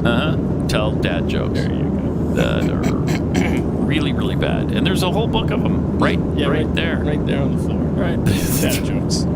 Anybody's welcome to it. Anybody who shows up today and finds the dad jokes on the floor, you're welcome to take them home with you. But you can only use them today because the aliens are coming to destroy us. So you've only got a few hours left to man. Get all the dad jokes out of your system today. You're probably going to have to live in the DFW area in order to get these dad jokes. I didn't offer this book to anyone, sir. Okay, you really want to keep it? Yeah, I mean, it's good for my kids. You know? Okay. So tomorrow it'll be the 7-week point of the train derailment in East Palestine, Ohio. Keith went to Google Maps. Oh, yeah. And figured out why Biden hasn't made it up there yet in 7 weeks. Yeah, see, there's a little man blocking the road with a shovel. And no wonder. You can't get around that. That feels like a dad joke. It does feel like, yeah, it does. As people pointed out, that's no little man with a shovel. I mean, look at the side. Look at, for scale, that's a giant with a shovel. Which is why you can't fly over him. You can't fly over him. You can't. Because if he sees the plane. What's this? Huh? What's this, motherfucker? What's this? Huh? What's this? For him, he takes the shovel and smashes the plane with it. Well, there you go. That's why Biden hasn't made it up there. There you go. I mean, you can't expect him to get by the guy, right? A lot of people in Pennsylvania chimed in and said that's actually the state seal of our state of Pennsylvania. Construction. That's Fort Worth's seal as well. Yes. Jeez. Uh-oh. Big scandal involving Tucker Carlson and his team. You familiar with this? Not at all. What is going on? Oh, man. This could be his undoing. Uh-oh. Yeah. A Fox News producer alleges Tucker Carlson's team, not Tucker Carlson himself apparently, but his team posted photos of Nancy Pelosi in a bathing suit around the office. How dare they? I mean, the question is, and? What's your point on that? So? That's your big, that's the big scandal now involving Tucker Carlson. They made fun of Nancy Pelosi in a bathing suit. Oh no. Oh, that's just so misogynist. The employee filed a discrimination lawsuit against the network, accusing it of pervasive misogyny. Not an attempt to, make some money from Fox News at all. I'm sure she was legitimately horrified that they put pictures up of Nancy Pelosi showing some cleavage. Oh, there's a lot more. Oh, that's nasty. I'm glad we don't have that. I didn't know the story was coming up, so I'm glad. I'm glad because I don't look for the photo, Kayla. Do not. Now, if that was around the office, then it's just like, haha, okay. I know, so what? Stop it. However, I'm on the side of this producer that's suing or whatever. Okay. If the photos were in the break room where food is served, that's nasty. Because you could barf up your food. That's nasty. Yeah. The lawsuit alleges the photos revealed Pelosi's cleavage with the joke being that she looked bad. No, that's not a joke. That's just fact. That's just cold, hard, unadulterated fact. That she looked bad. She did. Breaking news. Come on, she's 82 years old. You don't want to see that? You don't want to see that. A Fox News producer alleges that she's probably owed millions now, I'm sure. The employee, Abby Grossberg, filed a discrimination lawsuit against Fox News, Carlson, and several executives and producers in Manhattan court on Monday. In the suit, she says on her first day working on the Tucker Carlson Tonight Show in September 2022, she was shocked to be greeted by many large and blown up photographs of Nancy Pelosi in a plunging bathing suit revealing her cleavage. That's awesome. You were shocked by that? Go home. Just leave. Yes. Yeah, right. You don't belong here. Okay? You get over to MSNBC or CNN and shut up. I'll bet they never... I mean, she's too sacred at those networks for anybody to make fun of her. The images were plastered onto her computer and elsewhere throughout the office, she says. Welcome to the team. And the lawsuit alleges, I mean, this is amazing. Apparently, the joke was that Speaker Pelosi looked terrible in a bathing suit. Wait, why would you come to that conclusion, young lady? Wait a minute. How do you know that they weren't just turned on by it and wanted everybody to see it and feel the same way? How do you know? That's on her. That's on her. If she's interpreting the plastering of Nancy Pelosi all over the... Oh, gosh.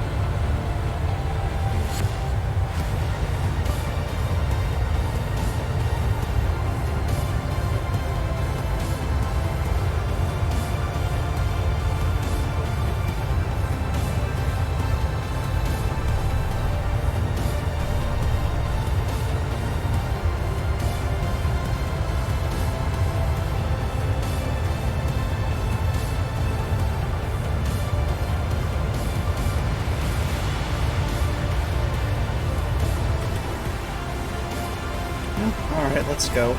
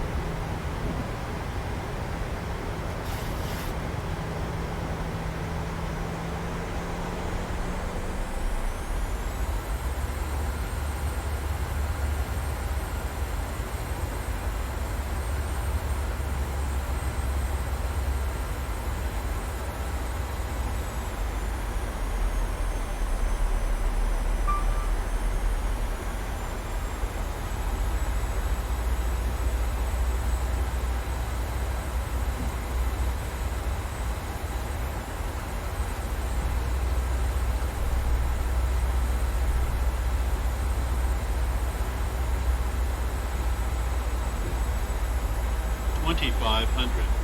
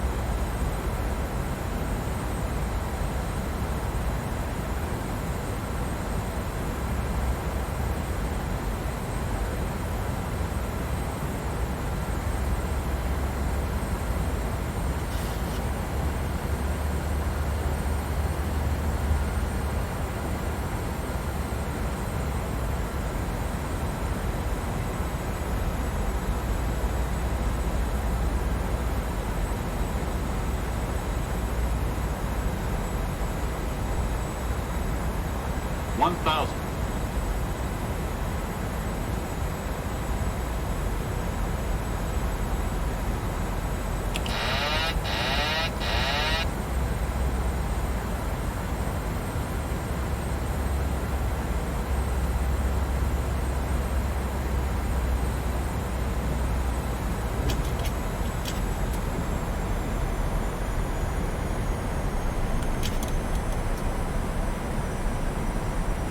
500.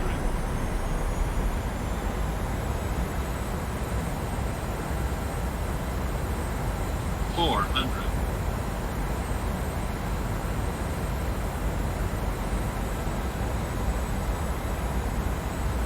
100.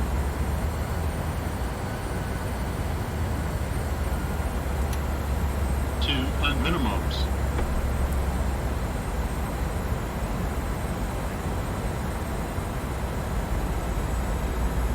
100. 50, 40, 30, 20, 10.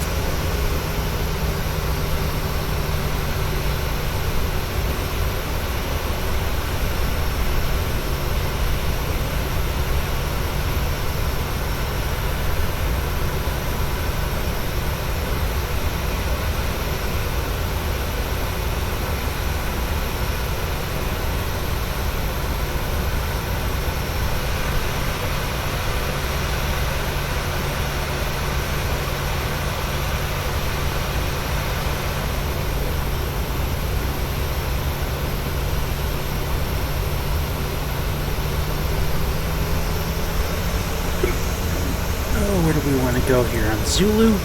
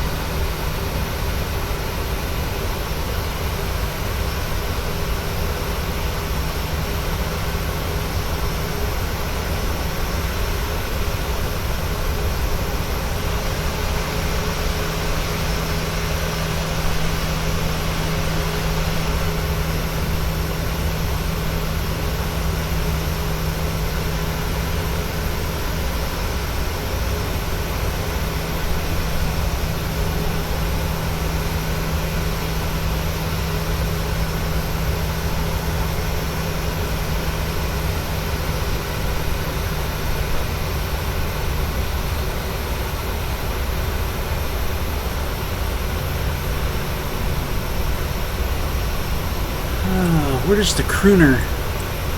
We normally park down there, don't we? Okay, we'll go down there.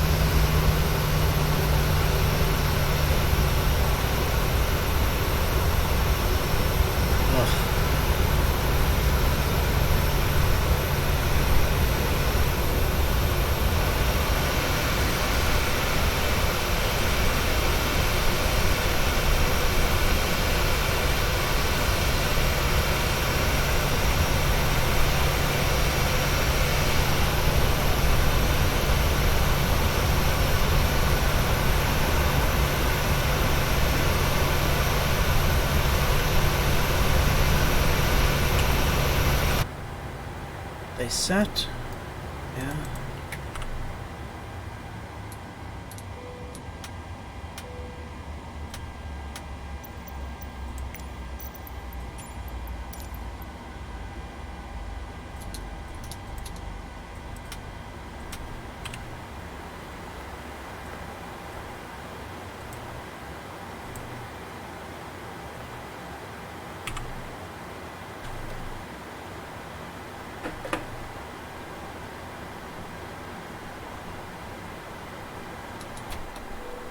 Alright, that's it, guys. Welcome to Dallas. 2 hours, 26 minutes, gate to gate.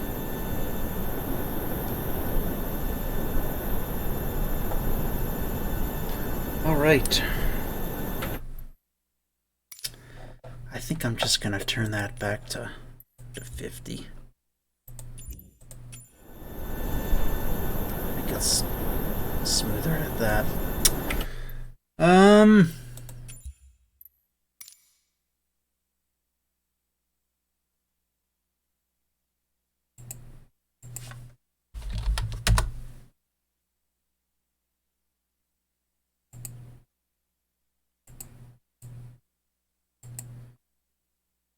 All right.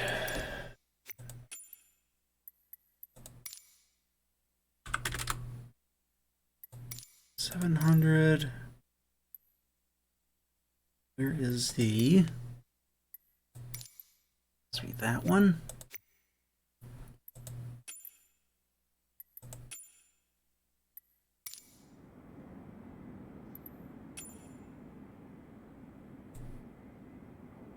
I shall return.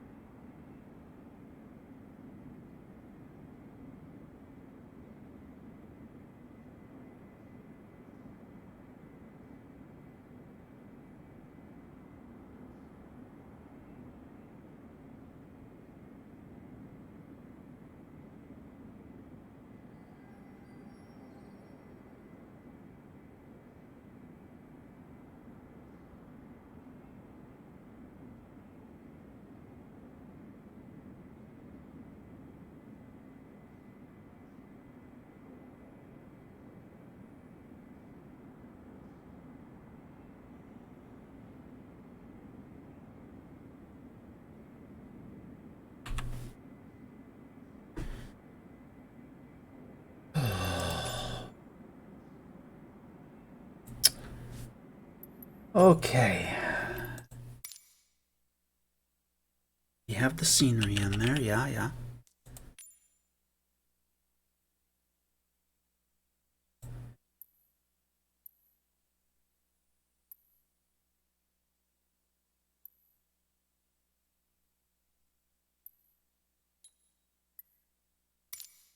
And we left at, what time was it?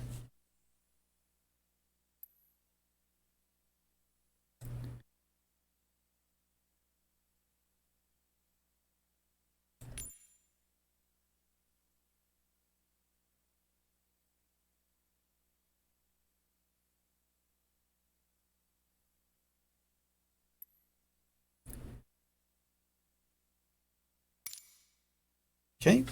Ugh.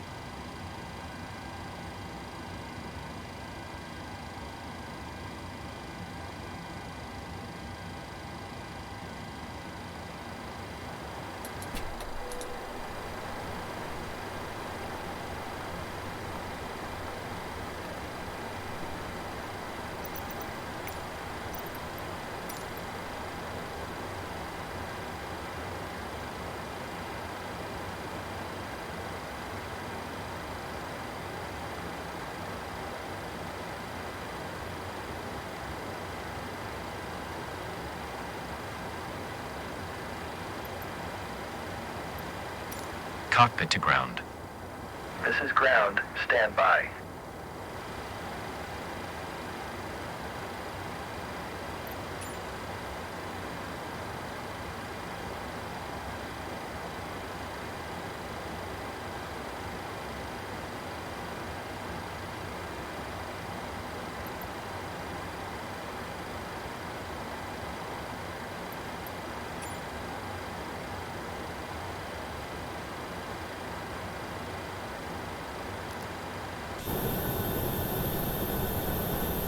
Okay, sir. The bypass pin is installed. All doors and hatches closed and all ground equipment is removed.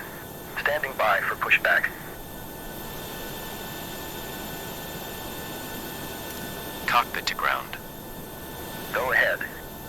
We are cleared for start and push. Parking brake set. Okay, cleared for push start. Please release parking brake. Parking brakes are released. Commencing pushback. You can start the engines in sequence. It will start in the sequence.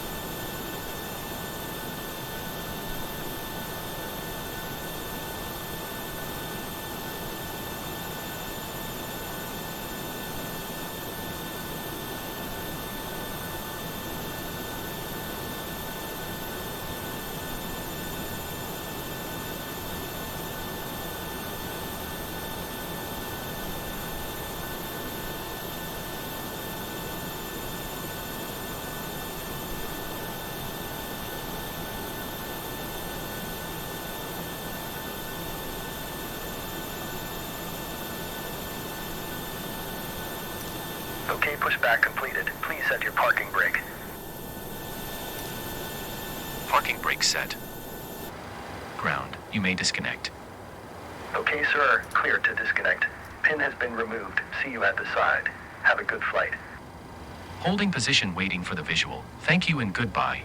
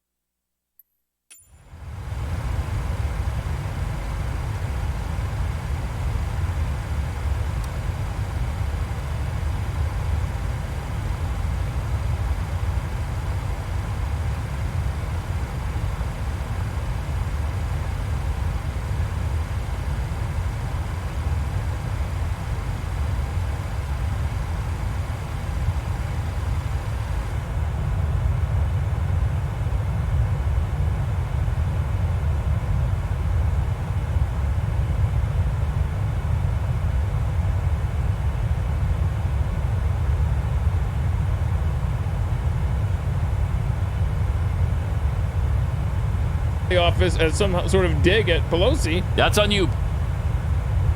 Yeah, I'm sorry that you responded that way. That was your reaction. That's on you. Abby, that's on you. Mm-hmm. Okay, Pumpkin? All right. We'll get a lawsuit, too. He called me Pumpkin. That's degrading and misogynist. Grossberg's lawsuit alleges the photos were one example of how pervasive the misogyny and drive to embarrass and objectify women was among the male staff. Shut up. Wait a minute. Hold on. You can't do that. If you're objectifying a woman, you're putting up, Margot Robbie. You're putting up Kate Beckinsale in a swimsuit. You're not putting up Nancy Pelosi, the Speaker of the House, who's 82.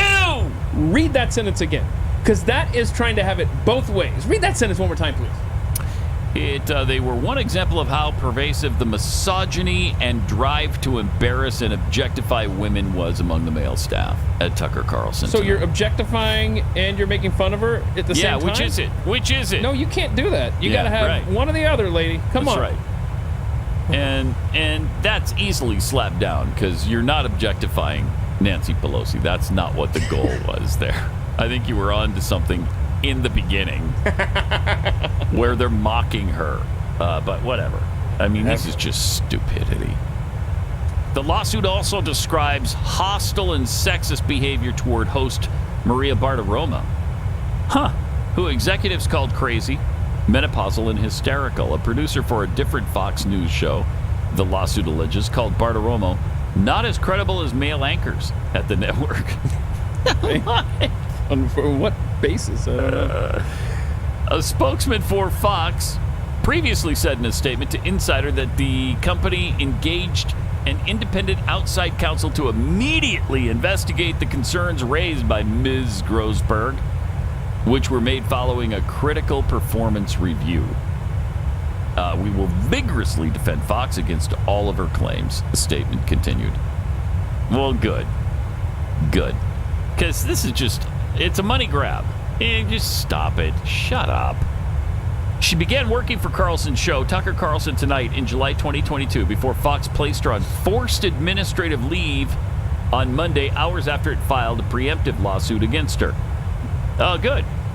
In her lawsuit, Grossberg alleges that while working on Tucker Carlson Tonight, she was isolated, overworked, undervalued, denied opportunities for promotion.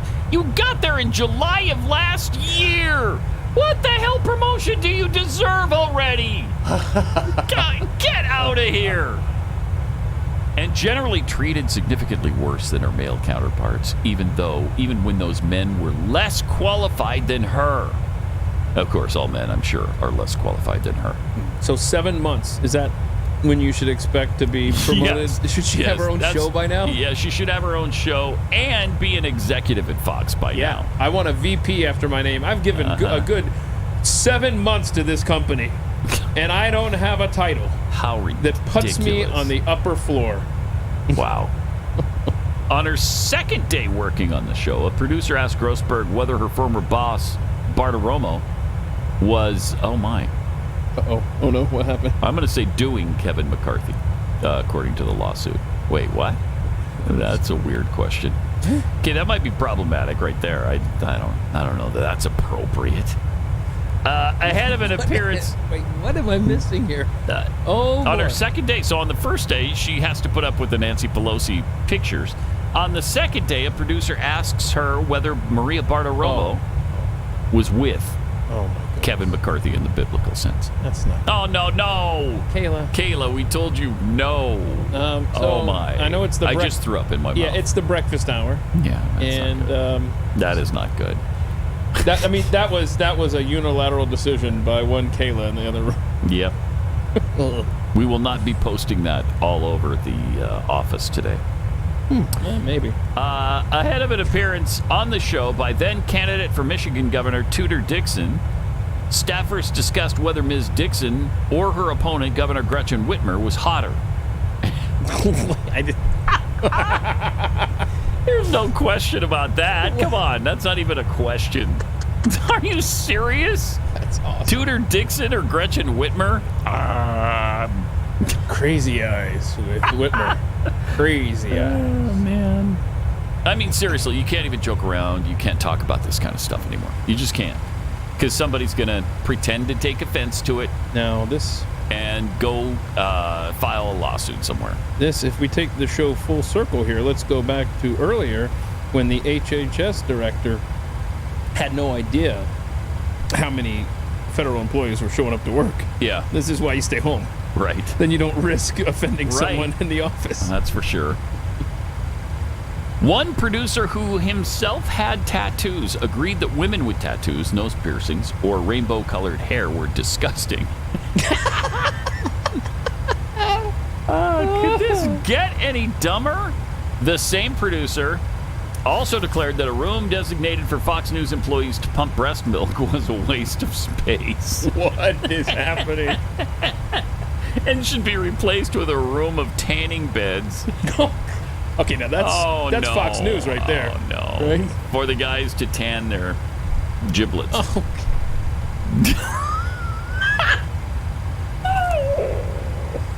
oh man. Okay, hold on a second. Get any dumber? The same producer also declared that a room designated for Fox News employees to pump breast milk was a waste of space. What is happening? And should be replaced with a room of tanning beds. Okay, now that's Fox News right there. Oh, no. Right? For the guys to tan their giblets. Oh.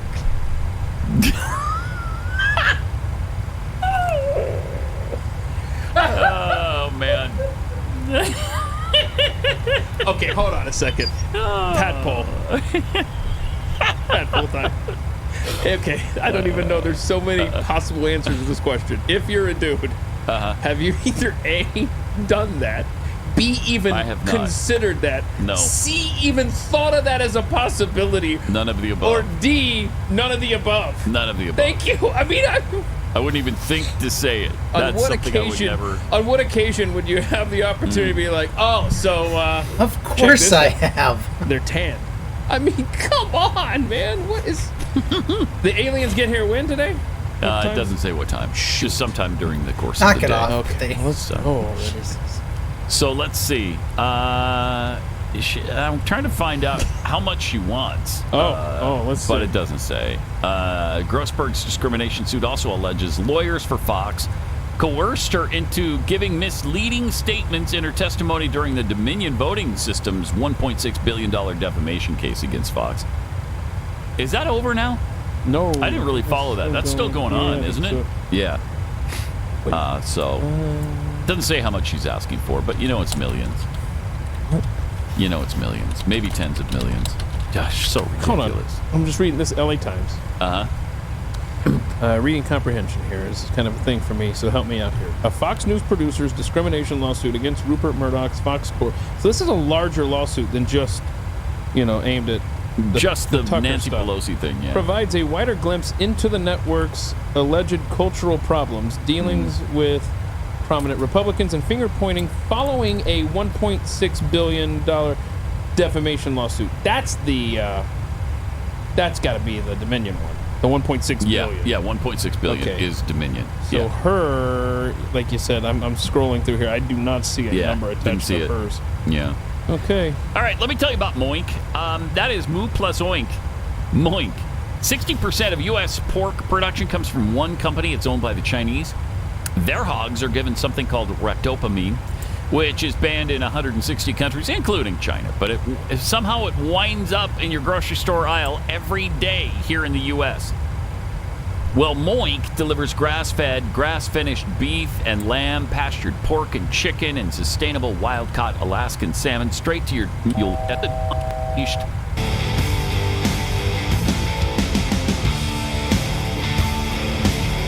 This is Pat Gray Unleashed. Oh, man.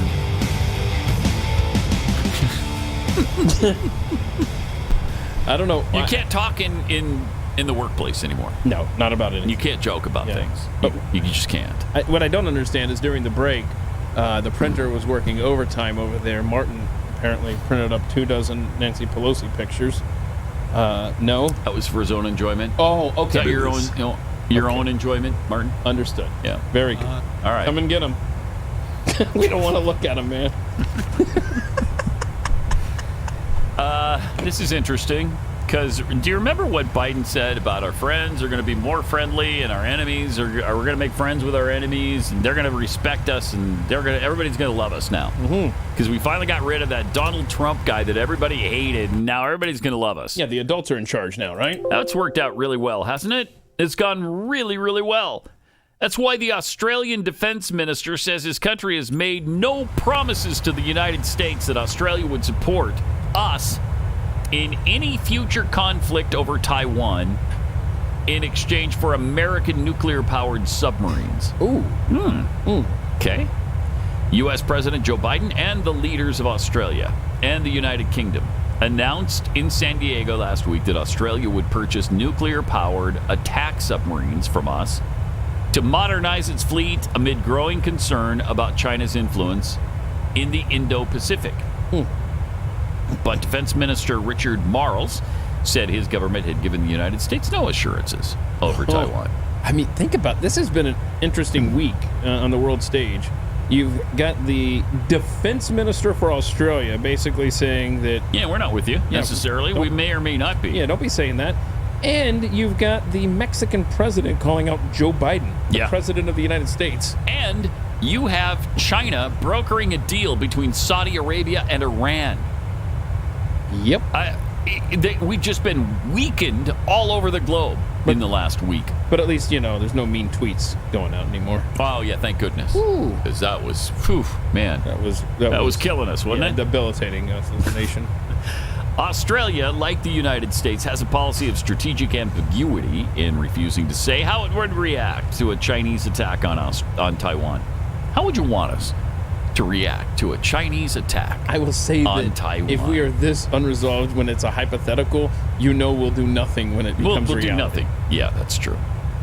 Australia and the U.S. have also shared a bilateral defense treaty since 1951 that obliges them to consult it if either comes under attack but does not commit them to the other's defense. Okay. No, so we'll just let China take over Australia. That's fine. Whatever. Honestly, after how Australia treated its citizens during the COVID era, it's already China. Exactly. It's like the same thing anyway, right? Mm-hmm. We're not far behind here.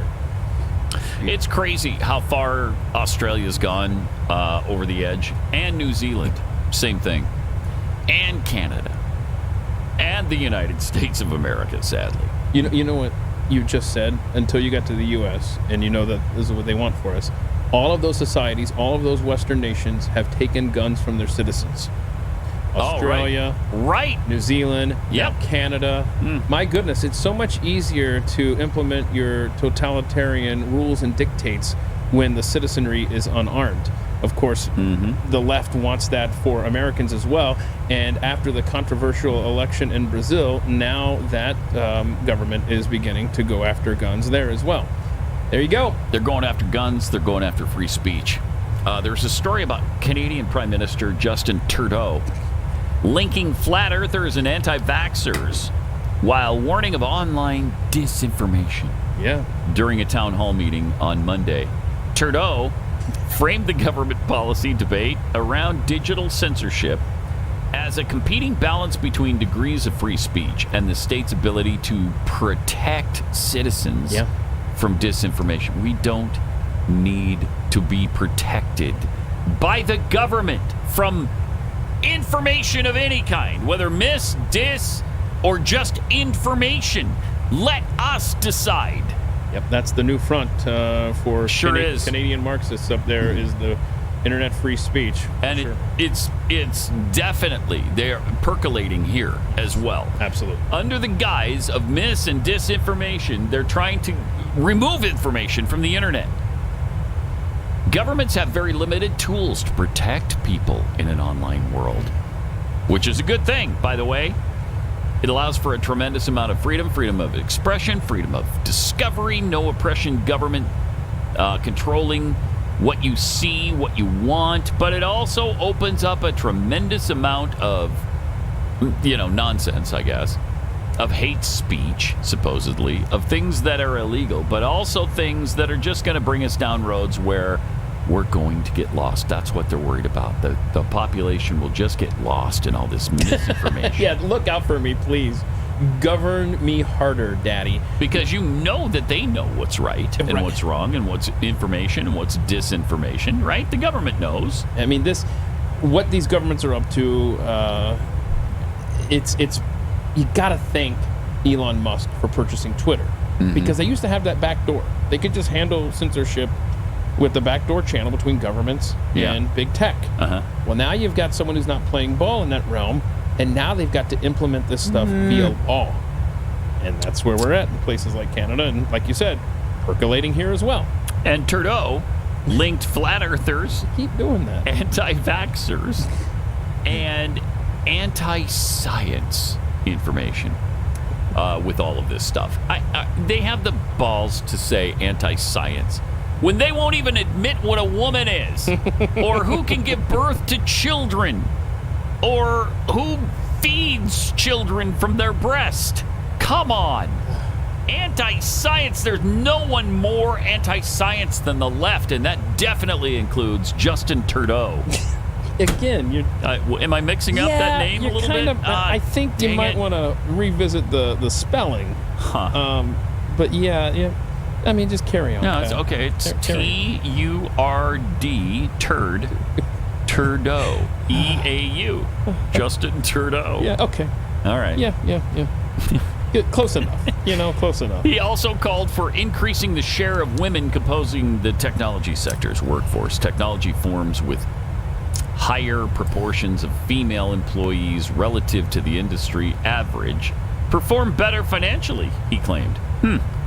He framed his position in the context of diversity, gender balance, and inclusive policies. Man, they have gone off the deep end. And just off the deep end. So glad you brought up that whole woman biology thing. Anna Kasparian is an executive producer and a host on the Young Turks. Far left. Woohoo! Way out there left, right? Oh, yeah. Yesterday, she got into some hot water with the radicals on her side of the spectrum when she tweeted out, "I am a woman. Please don't ever refer to me as a person with a uterus, birthing person, or person who menstruates. How do people not realize how degrading this is? You can support the transgender community without doing this blank." And nothing offensive at all about that. Come on. The Young Turks audience went back crap crazy. Did they? On her. How dare you? And they're canceling their subscription and all this stuff to that network. Let them. Yeah. So let them. You cannot. It does not matter where you are on the political spectrum. My gosh. It used to be like the D, there was power in the D. You could be insulated from that. No. If you cross the rainbow jihad mafia gang and you dare say anything, especially the trans movement right now, it's more powerful than the gay movement. It's more powerful than the Democrat Party. It's more powerful than the Democrat Party. It's more powerful than the Islamic movement. It is the most powerful special interest group in the world right now. If you cross them, you're done. How did that Sorry, happen? we're coming for you. Just snap. I don't know. And we were in a different world, man. Yeah, it's really amazing. Really amazing to see. Wow. Yep. So the aliens are coming. What you said? You don't know the time. Don't know the time, but we know it's today. So They're taking over the planet today. They're going to kill all but 8,000 of us. Okay, I'm willing to just know that. I'll take the chances. I'm going to ground zero just to make sure that I'm among the first to go. All right, because find out where the ship is landing, and I'm going to try to catch it. Yep. Oh boy. All right, we'll see you again tomorrow. Plus, we do have overtime. Lots of good stuff coming with up today. Moderna CEO in front of Congress yesterday got grilled. Rand Paul was really particularly good, and we'll share that with you, and a lot more coming up, and we'll see you again tomorrow.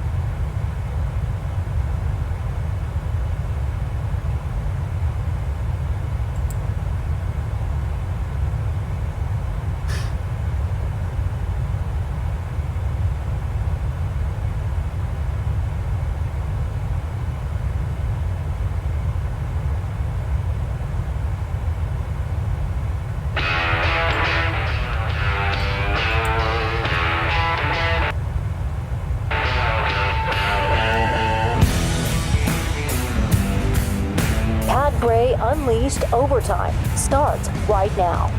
Sure does. Welcome to it. Wait, what were we just talking about that I said, we need to talk about that? NFL. Roger Goodell. Jeez. Roger Goodell looking for a new deal on his contract because he's not making enough money. You remember Jane Skinner from Fox News? She was the news person for Shepard Smith. Oh, okay. Remember that? Yeah. That's who he's married to. Oh, okay. You know that? And then I think she quit Fox News because I think her husband was making enough money. I was going to say, that's probably didn't really need to work. She's got a couple of homes to take care of. Yeah.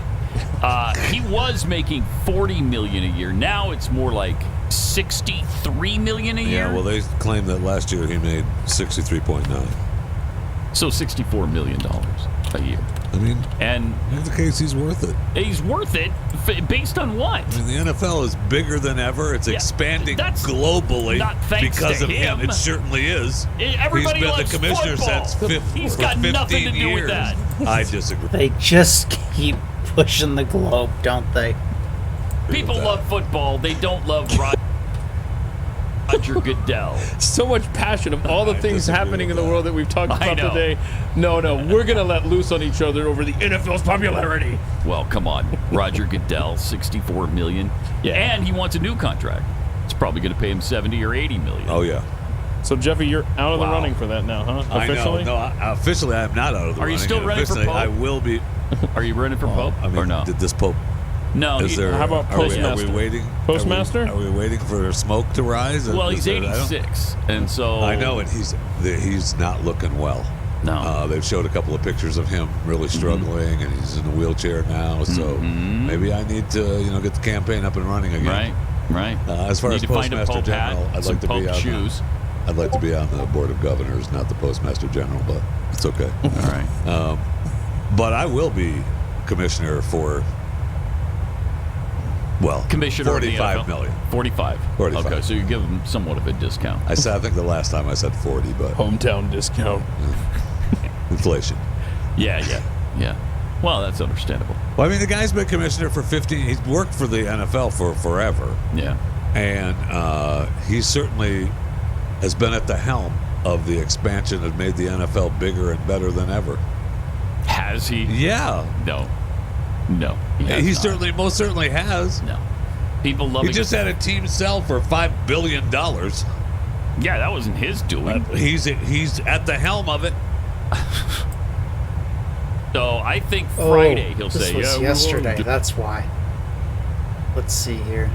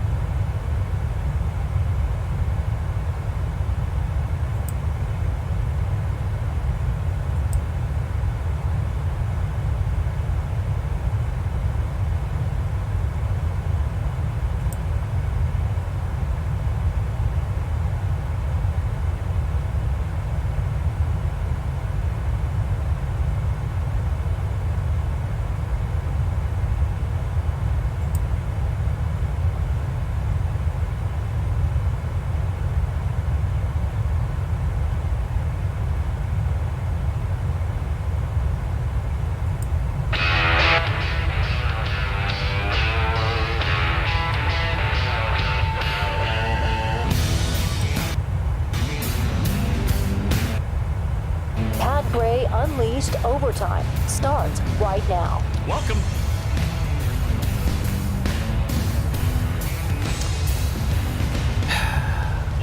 Little dejected today. This is day 4 of Pat held hostage. No invite onto the Glenn Beck program. Again today, 4th day in a row. 4th day, here we go. Monday, Tuesday, Wednesday. It's now Thursday. 4 days in. It's hurting over there, isn't it? It's hurtful, yeah. I will say it's hurtful. I'm sorry, dude. Yeah. What are you going to do? I feel bad for you. Appreciate that. I think you should just bust in there 20 minutes from now. When I get done here, just go in. Yeah, just be like, sit down. Just make him address you. Doesn't matter who they're interviewing at the time. Could be a U.S. senator. Doesn't matter. I'm Pat Gray. Yeah. You know who I am? And I'll ask that question, too, because that's a great question. Do you know who I am? People love that. They really do. They love it. All right. Yesterday on CNN, tennis legend Novak Djokovic was asked about the last several years of, being turned down for entering countries and things, and if he had any regrets about not taking the COVID vaccine. Yeah, as of now, he still cannot come to the U.S. Which is asinine. It is. Who are we keeping out of this country other than Novak Djokovic? Sorry, no, you can't play tennis here. What the heck? What are you talking about? Where is there a hot spot for COVID-19 right now? Are there any? Yes. Does it matter? And does it matter? Because we never shut down our country for the flu. Right. Oh, it's flu season. Sorry, no foreigners right now. The hell? It's crazy. So in this clip, they're going to reference the U.S. Open tennis tournament, which is September, correct? It's around Labor Day weekend. So that's your point of reference as we get into this clip here with him on CNN. No, I have no regrets. I've learned through life that regrets only hold you back and basically make you live in the past, and I don't want to do that. I also don't want to live too much in the future. I want to be as much as in the present moment, but of course think about future, create a better future. So I congratulate Alcaraz. He absolutely deserved to come back to number one. It's a pity that I wasn't able to play Indian Wells, Miami. I love those tournaments. I had plenty of success there. But at the same time, it is the conscious decision I made, and I knew that there is always a possibility that I won't go. And it is the current state or current situation that I hope will change for later this year for the US Open. That is the most important tournament for me on the American soil. And the organizers have said that they hope that you will be able to play. Do you share their confidence? More of a hope than a confidence, I would say. It's not really in my hands. That's debatable because there's always something that I can do, but I choose not to. And of course, now whether I'm going to be allowed to play or not, it's dependent on, obviously, on the highest government decision. So I'm just going to wait and see. Has he had COVID? Do we know? I don't know. That's interesting because he can play all over the world. And we don't let him in here, and Australia doesn't let him in. Just asinine. And he lost the number one. Yeah. He lost being number one in the world because he couldn't play in the Miami tournament, and somebody else won it, and so he took over. And that was gracious of him to say, Sure the guy was. who won. It really deserved it? Yeah. No, not unless he beats you. Jeez. Let's see. It's pathetic is what it is. It's asinine. He did test positive for COVID-19 in June of 2020. Okay. So he's probably got natural immunity and doesn't need the stupid vaccine. He travels all over the world. He got it once 3 years ago. Come on. They can't. I'm telling you, man. The people that have the levers of power can't let this stuff go. No, they can't. Yeah. That's why we see the rate of myocarditis spiking in the military in 2021. I wonder where that came from. Diagnosis of myocarditis, a form of heart inflammation, jumped 130.5% in 2021. That's just sheer coincidence. That's all that is. When compared to the average from years 2016 to 2020, the data was downloaded by a whistleblower and presented to Senator Ron Johnson. Had to get it through a whistleblower, man. Myocarditis, of course, a serious condition that can lead to death and has many, many times. All 4 of the COVID-19 vaccines authorized in the U.S. can cause myocarditis, according to U.S. officials. Not according to Pat Gray or Keith Malinak, according to U.S. officials. They added a warning for Johnson & Johnson's shot this month. Oh, good. So you got Pfizer, Moderna, Johnson & Johnson. Was it the AstraZeneca? Was the and maybe AstraZeneca. Okay. So, just some other fun facts here. Excess deaths are up worldwide, as you know, and birth rates are down worldwide. Okay. Neat, right? That's a good combination. Sounds almost pre-planned. Anyway, let's see here. And the FDA may authorize another round of mRNA boosters within the next couple of weeks, according to the Wall Street Journal. Oh, more boosters. Oh, good. That'll take care of it. That'll fix it, right? That's going to fix it. Yeah. Oh, man. It's never ending. This ride is never ending. These people will not let it go. They won't. Well, they've got too much control now. They never let control go. And as we learned in Congress yesterday, there's just too much on the line for these companies to just, cut the tether now. I mean, we're talking billions and billions of dollars that are on the line here. In a Capitol Hill hearing, Senator Rand Paul confronted the Moderna CEO. Is it Stephanie Bancel? Stephane Bancel. Yeah. Stephane Bancel about the risk of myocarditis in young males. Mr. Bancel, Moderna recently paid NIH $400 million. Do you believe it creates a conflict of interest for the government employees who are making money now off of the vaccine to also be dictating the policy about how many times we have to take the vaccine? Good morning, Senator. Indeed, we recently made, before Christmas last year, a $400 million payment to the NIH for an old patent that they had developed, not related to COVID, but useful in the development of a COVID vaccine to pay them for their work. Can you pause that? Yeah, so you've mentioned this many times, that the U.S. government is part owner of the patent. And he's talking about, you know what? You guys had the patent, so we totally were sending you money. Yeah, I mean, it's just refreshing to actually hear. Yeah, to hear that said. It. Yeah. But he's basically telling us that you guys' hands are just as dirty as ours.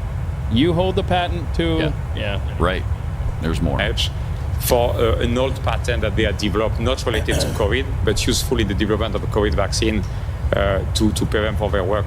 It's for the U.S. government to assess how that money should be used. Do you think it creates a conflict of interest for the same people deciding the policy of how often we have to take the vaccine to also be making money the more times we take the vaccine? Yes or no? This is for the government to decide. You have no opinion on whether or not that creates a conflict of interest. Is there a higher interest or a higher incidence of myocarditis among adolescent males 16 to 24 after taking your vaccine? Yes. So thank you for the question, Senator. First, let me say we care deeply about safety, and we're working closely with the CDC and the FDA to Pretty much a yes or no. Is there a higher incidence of myocarditis among boys 16 to 24 after they take your vaccine? The data I've seen from the CDC actually shown that there's less myocarditis for people who get the vaccine versus who get COVID infection. You're saying that for ages 16 to 24 among males who take the COVID vaccine, their risk of myocarditis is less than people who get the disease. That is my understanding, Senator. That is not true, and I'd like to enter into the record 6 peer-reviewed papers from the Journal of Vaccine, the Annals of Medicine, that say the complete opposite of what you say. I also spoke with your president just last week, and he readily acknowledged in private that yes, there is an increased risk of myocarditis. The fact that you can't say it in public is quite disturbing. Do you think it's scientifically sound to mandate 3 vaccines for adolescent boys? This is for the public health leaders to decide. You've been advocating for it, you've been interviewed, and you've been advocating for boosters. Do you know when the myocarditis is most common among these adolescent boys? After the second dose. When I spoke with your president, he readily acknowledged in private, that maybe there ought to be a discussion whether we ought to have 1 vaccine versus 2 versus 3. If 90% of the myocarditis comes after the second dose, why don't we have a rational discussion about 1? Marty McCary, a physician from Johns Hopkins, has said exactly the same thing. It's been discussed, and yet we have this ridiculous notion from the CDC. So the CDC says, and I'll ask you this question. Let's start it as a question. Your 16-year-old's had COVID. Your 16-year-old gets better and now has recovered from COVID. You vaccinate them and they get myocarditis. Are you going to give them 2 more vaccines? Your child, give them 2 more vaccines? I'm not a clinician. I will have to discuss. You have children. I do. Have you vaccinated your children? I have. How many times? That's the one. 3 or 4 times. 3 or 4 times. So the CDC recommends this, and you're obviously someone who's self-interested in the outcome here, but the CDC says that if your 15, 16-year-old gets COVID, recovers, takes a vaccine and gets myocarditis, is hospitalized with elevated heart enzymes, and is very sick, the CDC says as soon as he gets better, vaccinate him again. You know how many American parents think that that's a rational, reasonable thing to do? Do you know how many countries don't do this for children? Sweden doesn't offer the vaccine for kids under 12 unless they're at risk for severe disease. And I agree with that. I'm not saying never on any of this. I think it's a very reasonable position to say kids at risk or have some diseases that there may be a reason for vaccinating some children. Finland doesn't recommend it for under 12 months. Norway also. England as well. France, Poland, Germany, Switzerland, and all vaccinate 12 and up. So we got half the world who have looked at these studies.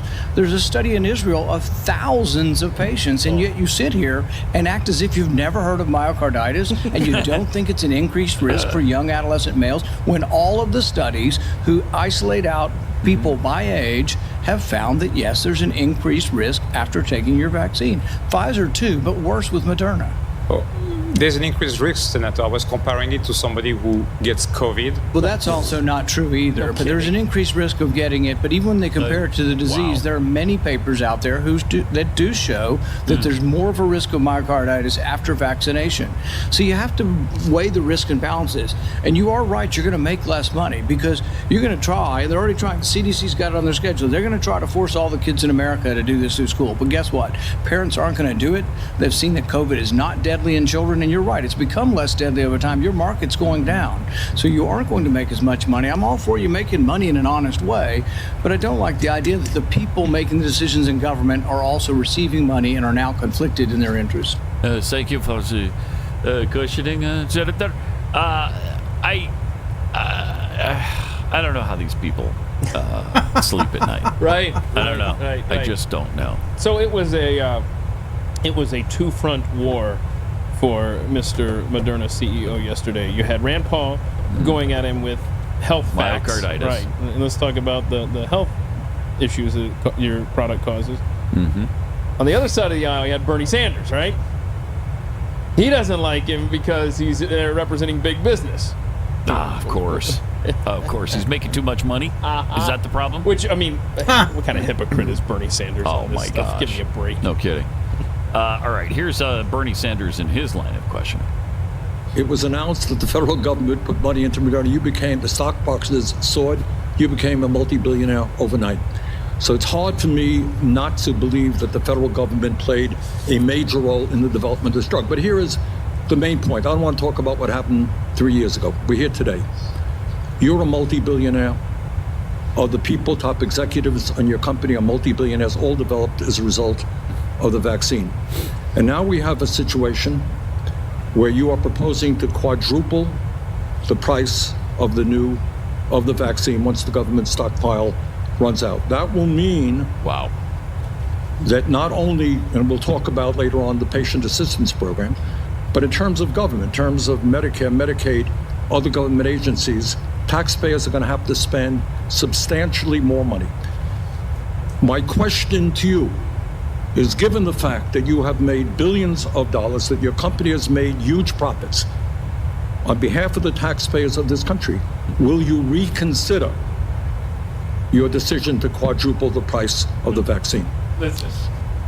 So, Chairman Sanders, what we have to do is to deal with the complexity I described, and I'm happy to go into more detail for this hearing. This is not the same product. We used to have 10 doses in each vial. Now we're going to have every vial will have a different dose. This is not the same. I understand it, but quadrupling the price is huge, and I would hope very much that you will reconsider that decision. It's going to cost the taxpayers of this country billions of dollars. Is that something you can do? The volume we had during the pandemic gave us economies of scale we won't have anymore. Economies of scale. That is what is different. Nobody wants your crappy product anymore, so you have to jack up the price and make up the difference. Quadrupling the price? Oh my gosh, that's amazing. That's something they all should be pissed off about. All of them. And again, Bernie's right. Who's paying for it? Right. You are. Now, you can tell his Marxist tendencies there, babbling about the guy becoming a multi-billionaire. Okay, well, so? I mean, yeah, his company's very, very successful right now. If he's doing it legally and ethically, that's one thing. Okay? That's fine. You can become a billionaire that way. However, I think that they understand what this vaccine is doing to people. They know now. If they didn't know before because they didn't test anything, they do know now about the myocarditis. They know about price gouging. They know about all these things. So it's a different deal now. And it's despicable what they're doing. Despicable. All right. So they're not going to lower the price. It's a different deal now because nobody wants the vaccine. So they need to get 4 times the price for it so they can make the profits that they've been making. Also, Professor of Law Christopher J. Morton expressed some displeasure with the Moderna CEO as well. So, guy was really on the hot seat yesterday. To justify price increases, Moderna also points to $4.5 billion in R&D commitments this year. But $4.5 billion is easily doable for this company. In 2021 and 22, Moderna made over $20 billion in profits. The company has been so spectacularly successful that many of its executives and early investors became billionaires, including Mr. Bancel. As I speak right now, Mr. Bancel's net worth is reportedly about $4.7 billion, meaning he might be rich enough to fund Moderna's entire 2023 R&D expenditure out of his own pocket. In 2022, Moderna spent $3.3 billion on stock buybacks to enrich Mr. Bancel and other shareholders. That's as much as the company spent on R&D last year. Moderna's price increases are unjustifiable. If we let them happen, we set a terrible policy precedent. Other companies will double down on Moderna's playbook, extract billions in private profits from public science and public money, leave Americans with higher costs, inaccessible technologies, and poorer health. I urge Moderna, do not raise your prices. Your vaccine is clearly profitable at $20 a dose. And if Moderna insists on higher prices, our leaders should act. Yeah. So it's going to go from 20 to 80? I guess, yeah. A dose. Sure. Wow. There's something. And you're paying for it whether you get it or not. That's You're a taxpayer in this country. Yeah, just remember that when you're writing those hefty checks April 15th. You're paying for all this crap, the diversity crap that we talked about in the regular show, the overpriced vaccines that do more harm than good. We're funding it all. But yeah, he got it from all sides yesterday. And with the government owning the patent, how is it that we allow this? It's a scam. A big-time scam. A big-time scam. Wow. That's really something. Yeah. And how much money did we pump into Moderna and Pfizer? Oh, gosh. I don't know. In the first place, to make this happen at all. You know they didn't fund it. That was the U.S. government pumping billions and billions of dollars into these companies for research on this mRNA technology that went to market in less than a year, in 9 months, when it normally takes 10 years. So, that was not done on their dime. That was done on ours. So, quick search here. We invested at least $32 billion. $32 billion. That is incredible. Oh. Wow. I mean, that's the lion's share of what was invested in coming up with this. Yeah, and that professor there was a big fan of the vaccine. He's of the similar mindset as Bernie Sanders when it comes to the economics involved here. And what did he just tell us? He said, this guy sitting there, that has to be awkward. You're sitting right there, and they're talking about how much money you made off of this pandemic. $4.7 billion. You could fund the R&D by yourself out of your own pocket. Well, yeah, but then I wouldn't have a whole bunch of money left over. Right. I wouldn't be a billionaire anymore. So let's see here. So this guy, I'm not gonna be able to find this. I want to know. Let's see what column this is here. GDP. I just want to see what country he's at as far as GDP. You know, that puts him 4.7 billion. Yeah. Togo, he's Togo. You know, Barbados. And wow, there you go. So he could literally be an island nation, just based off of what he's worth. The Moderna CEO. All right, that does it for today. We'll see you again tomorrow. Finish up the week together.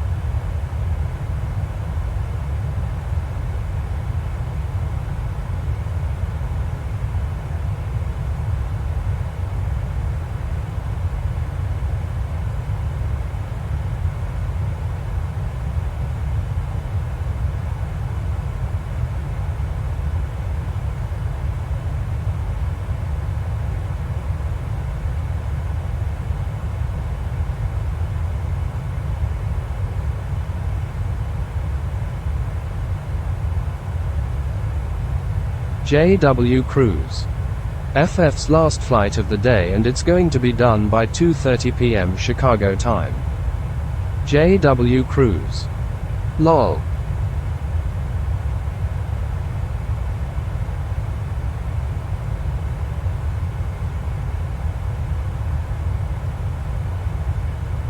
JW Cruise. Fuck off, cunt. American 398. Yeah, I got bowling tonight, lol.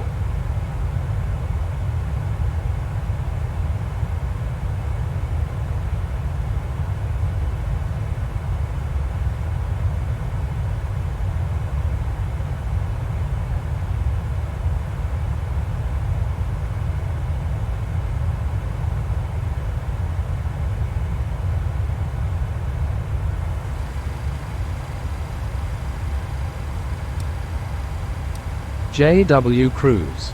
Fuck off, bowling JFC.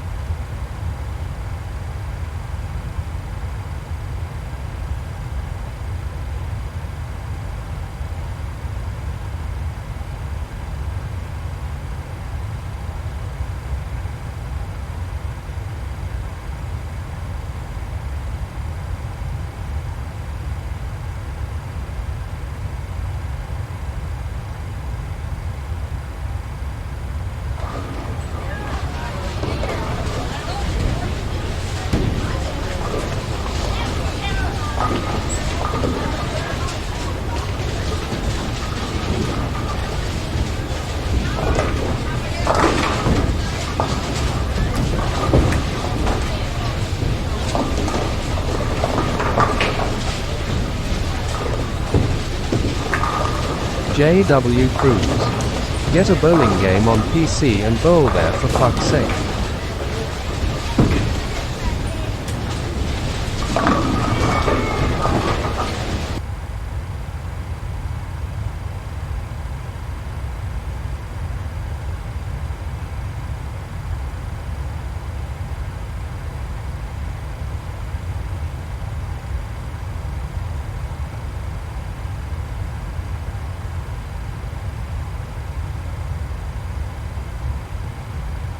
American 398. I used to have an awesome bowling game on the PS1.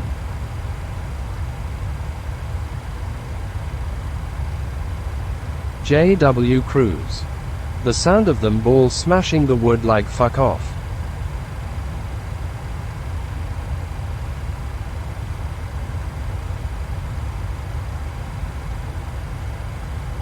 American 398. That's a great sound.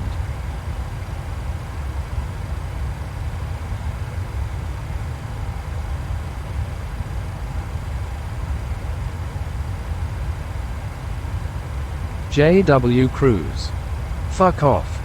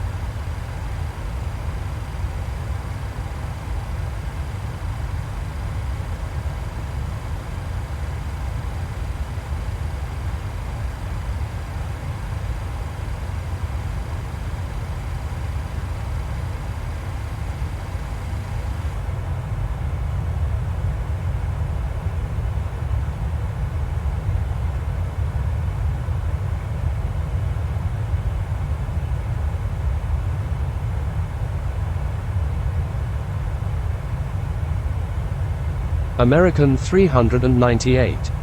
It's gonna be dark by the time we land.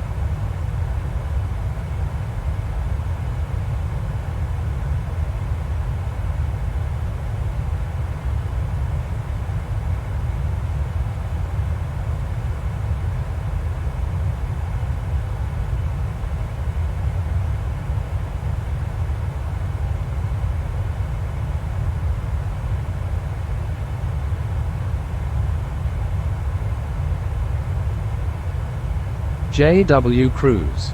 You know what a great sound. The sound of a plane and sim.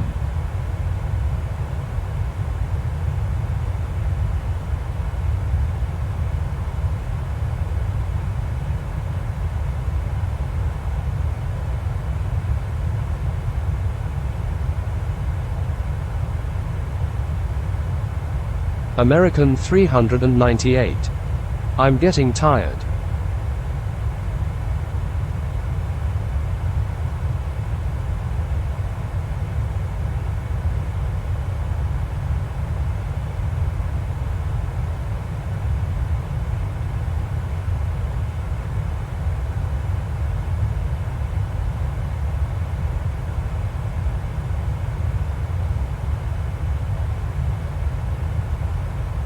J.W. Cruz.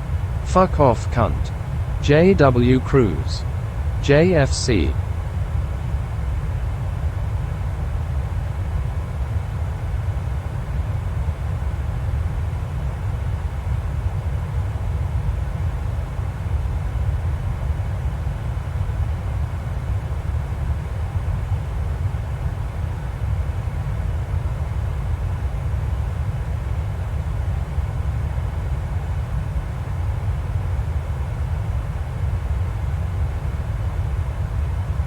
J.W. Cruz. How long you got left?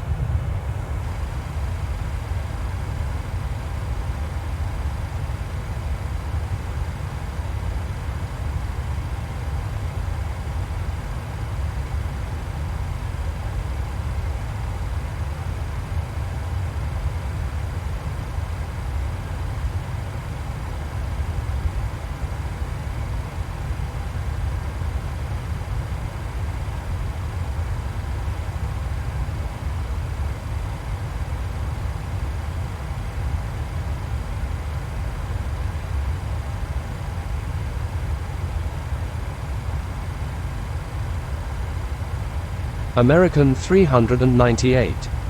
But the time hasn't taken into account for the arrival.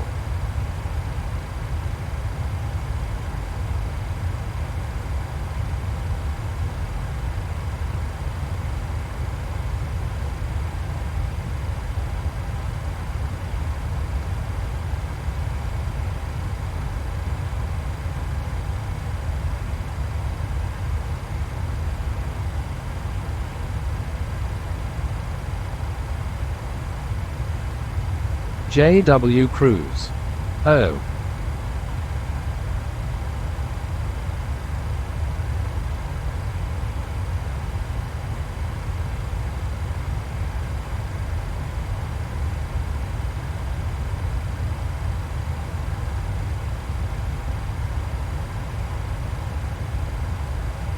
American 398. Flat Earth model says.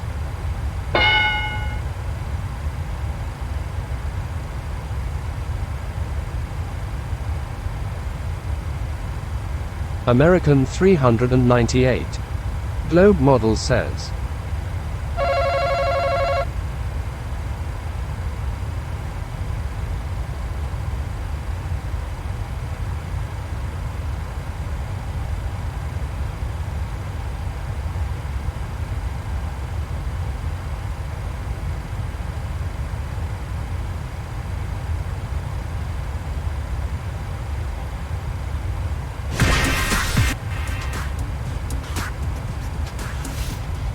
Chuck.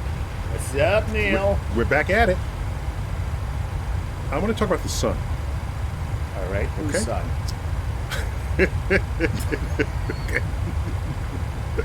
S-U-N, the Oh, sun. right on, right the on. day after which Sunday is named. Because you called it. Okay, so the sun, what's interesting to me is our vocabulary to describe what's going on in the sky is pre-Copernican. So Copernicus, around 500 years ago,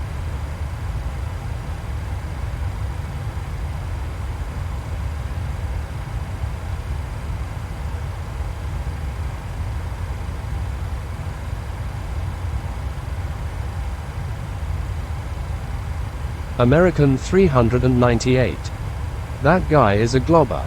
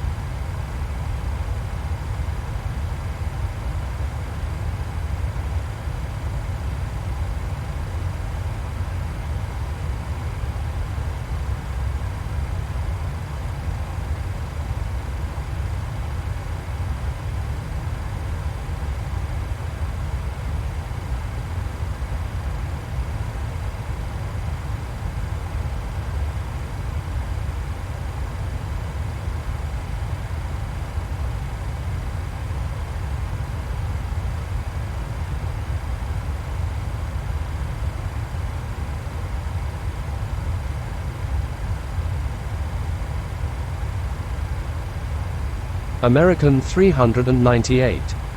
Globe model says.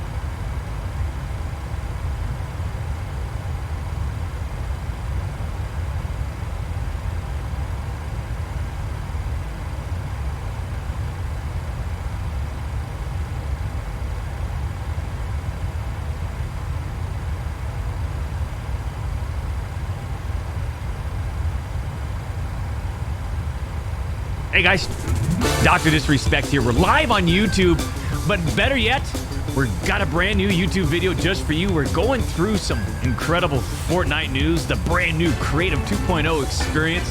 It is live, and you can jump in. We've got some creative modes and maps and worlds that we're going to build and introduce to you guys in time. But in the meantime, we're catching up on the latest projects from you guys, the community of Fortnite. That was a perfect run, huh, Alex? Holy shit. That is it. That's the perfect run right there. That's the perfect intro. Don't cut anything. Keep it going, too. Keep it going, too. I want to make sure everyone knows that this is the first take. Let's begin. And then you cut it right there. Huh? Woo! Here, hey, we're checking out the brand new Fortnite Creative 2.0 content. The potential is unbelievable. The only limit is your imagination. That's my quote. Nonetheless, we're jumping into Creative 2.0 in our first interactive experience called Forest Guardian. Is it me or the graphics toned down a little bit, huh? Graphics doc, please. Max graphics doc. All right. You want max graphics? I'll give you max graphics. Hey, yo. I'll give you max graphics, bro. I'm sure they have motion blur. 60 frames limit? Oh, no. Fortnite is forever. All right, let's go to the next one. Deserted Domination. What is this game mode about? Let's check it out. Hey, this looks like that game, huh? That we were playing. Hello? Well, this is a real game mode, huh?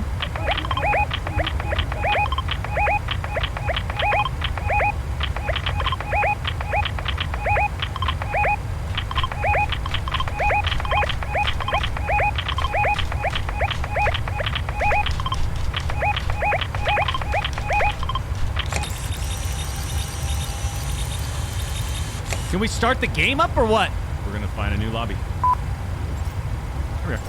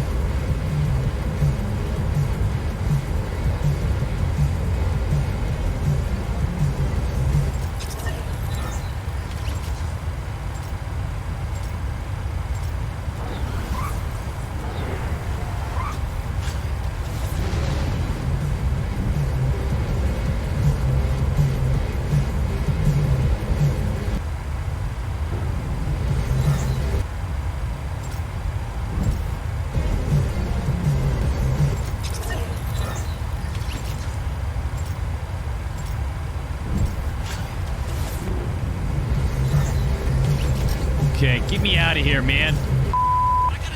Hey guys, Dr. Disrespect here. We're playing Deserted Domination. It's a brand new Creative 2.0 Fortnite experience created by the community. That's you at home. I can't wait to check this out live in front of millions around the world from Portugal.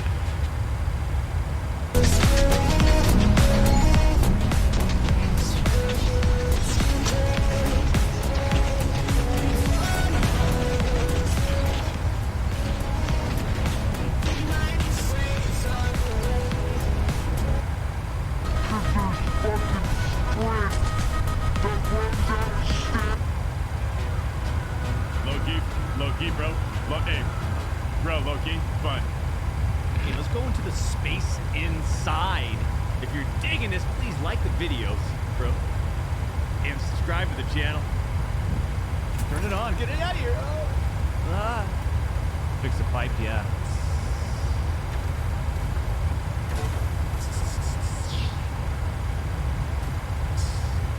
A lot of cutscenes.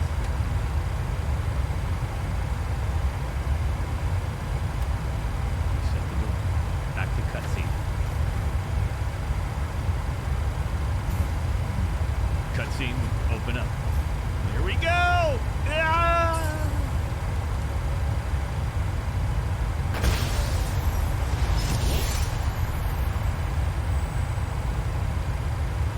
Okay. Let's see what else we got. Egg hunt. I'm being told egg hunt. Check it out, check it out. Find 100 unique eggs. That's literally YouTube right now. There's no ecosystem. So, with that said, hey guys, Dr. Disrespect. Oh man, if you're brand new to my channel, I'm so glad you joined, and it's nothing but positivity and great news. Fun tech. Hyperactive, futuristic fun tech. And we're jumping into the new Fortnite Creative 2.0 experience. Would you listen to that? Fortnite pajamas.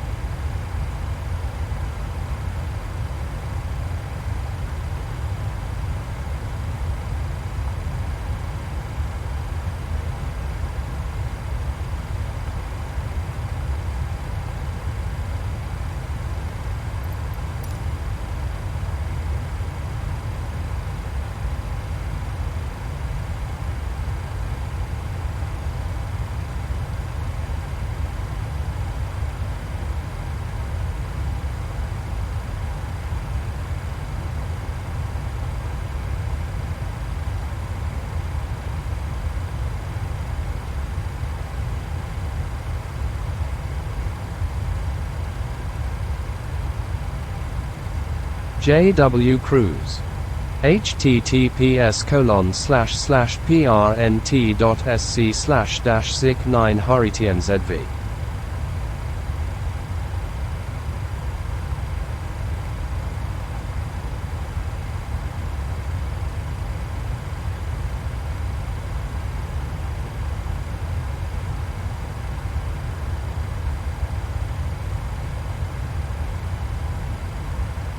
JW Cruise.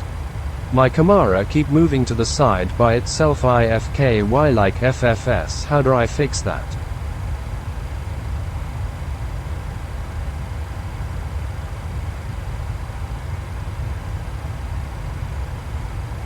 American 398. Ah fuck.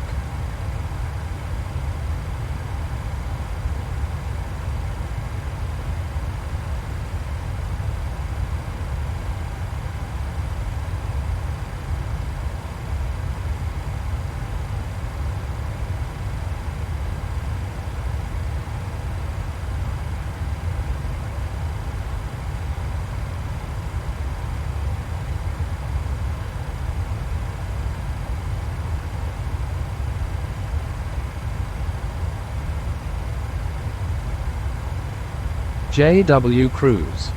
It rotate to the right slowly.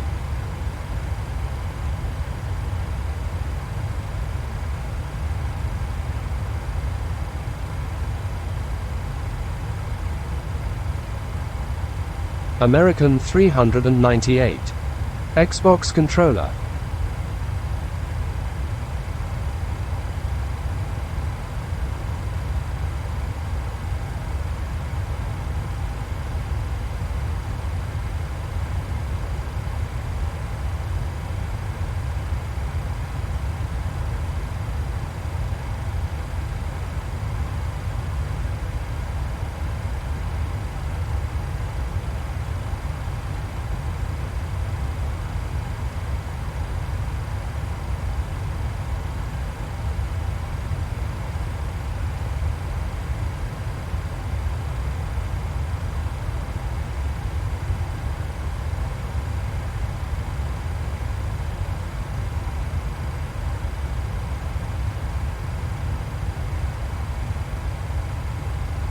American 398.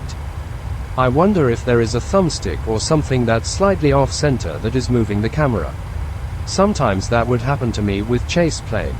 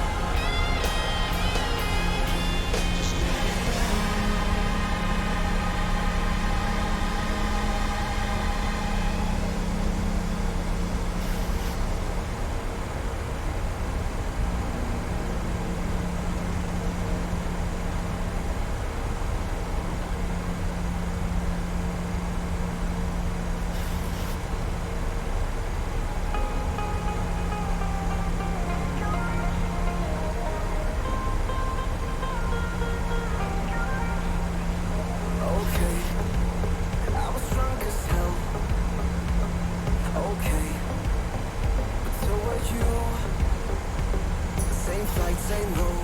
The same hotel. That sounds fake, but this is the truth. Why don't we just go back to where we came from? The summer air, the summer air. Why don't we just go back to where we came from? The summer air, the summer air. Let's go back, let's go back. Let's go back.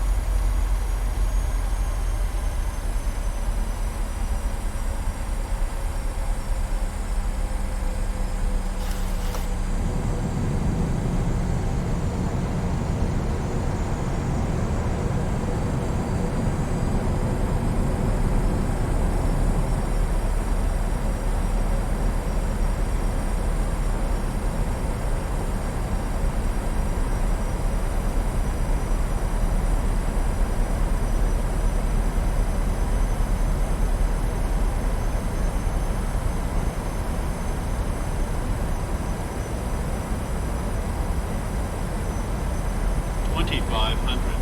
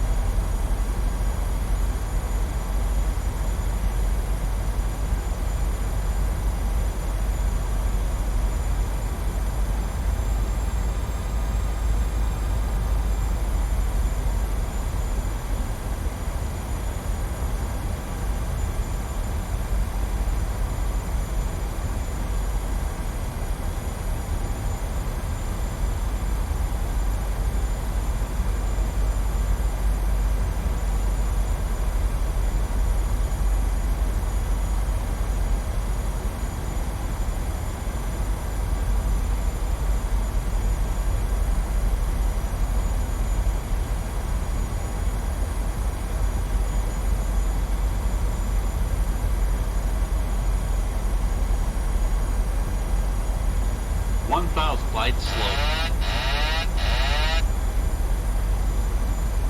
Glide slow.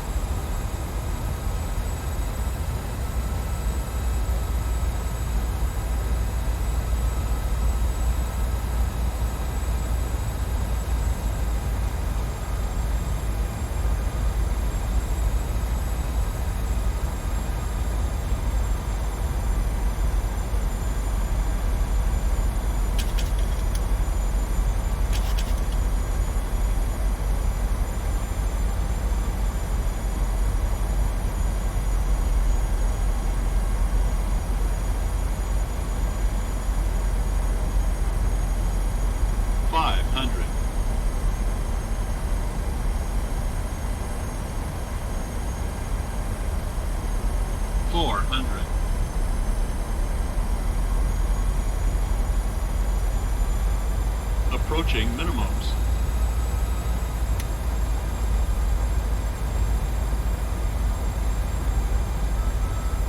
Minimums.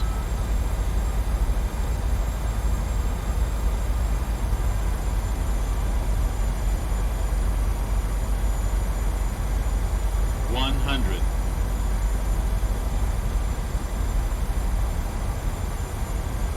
50, 40, 30, 20, 10.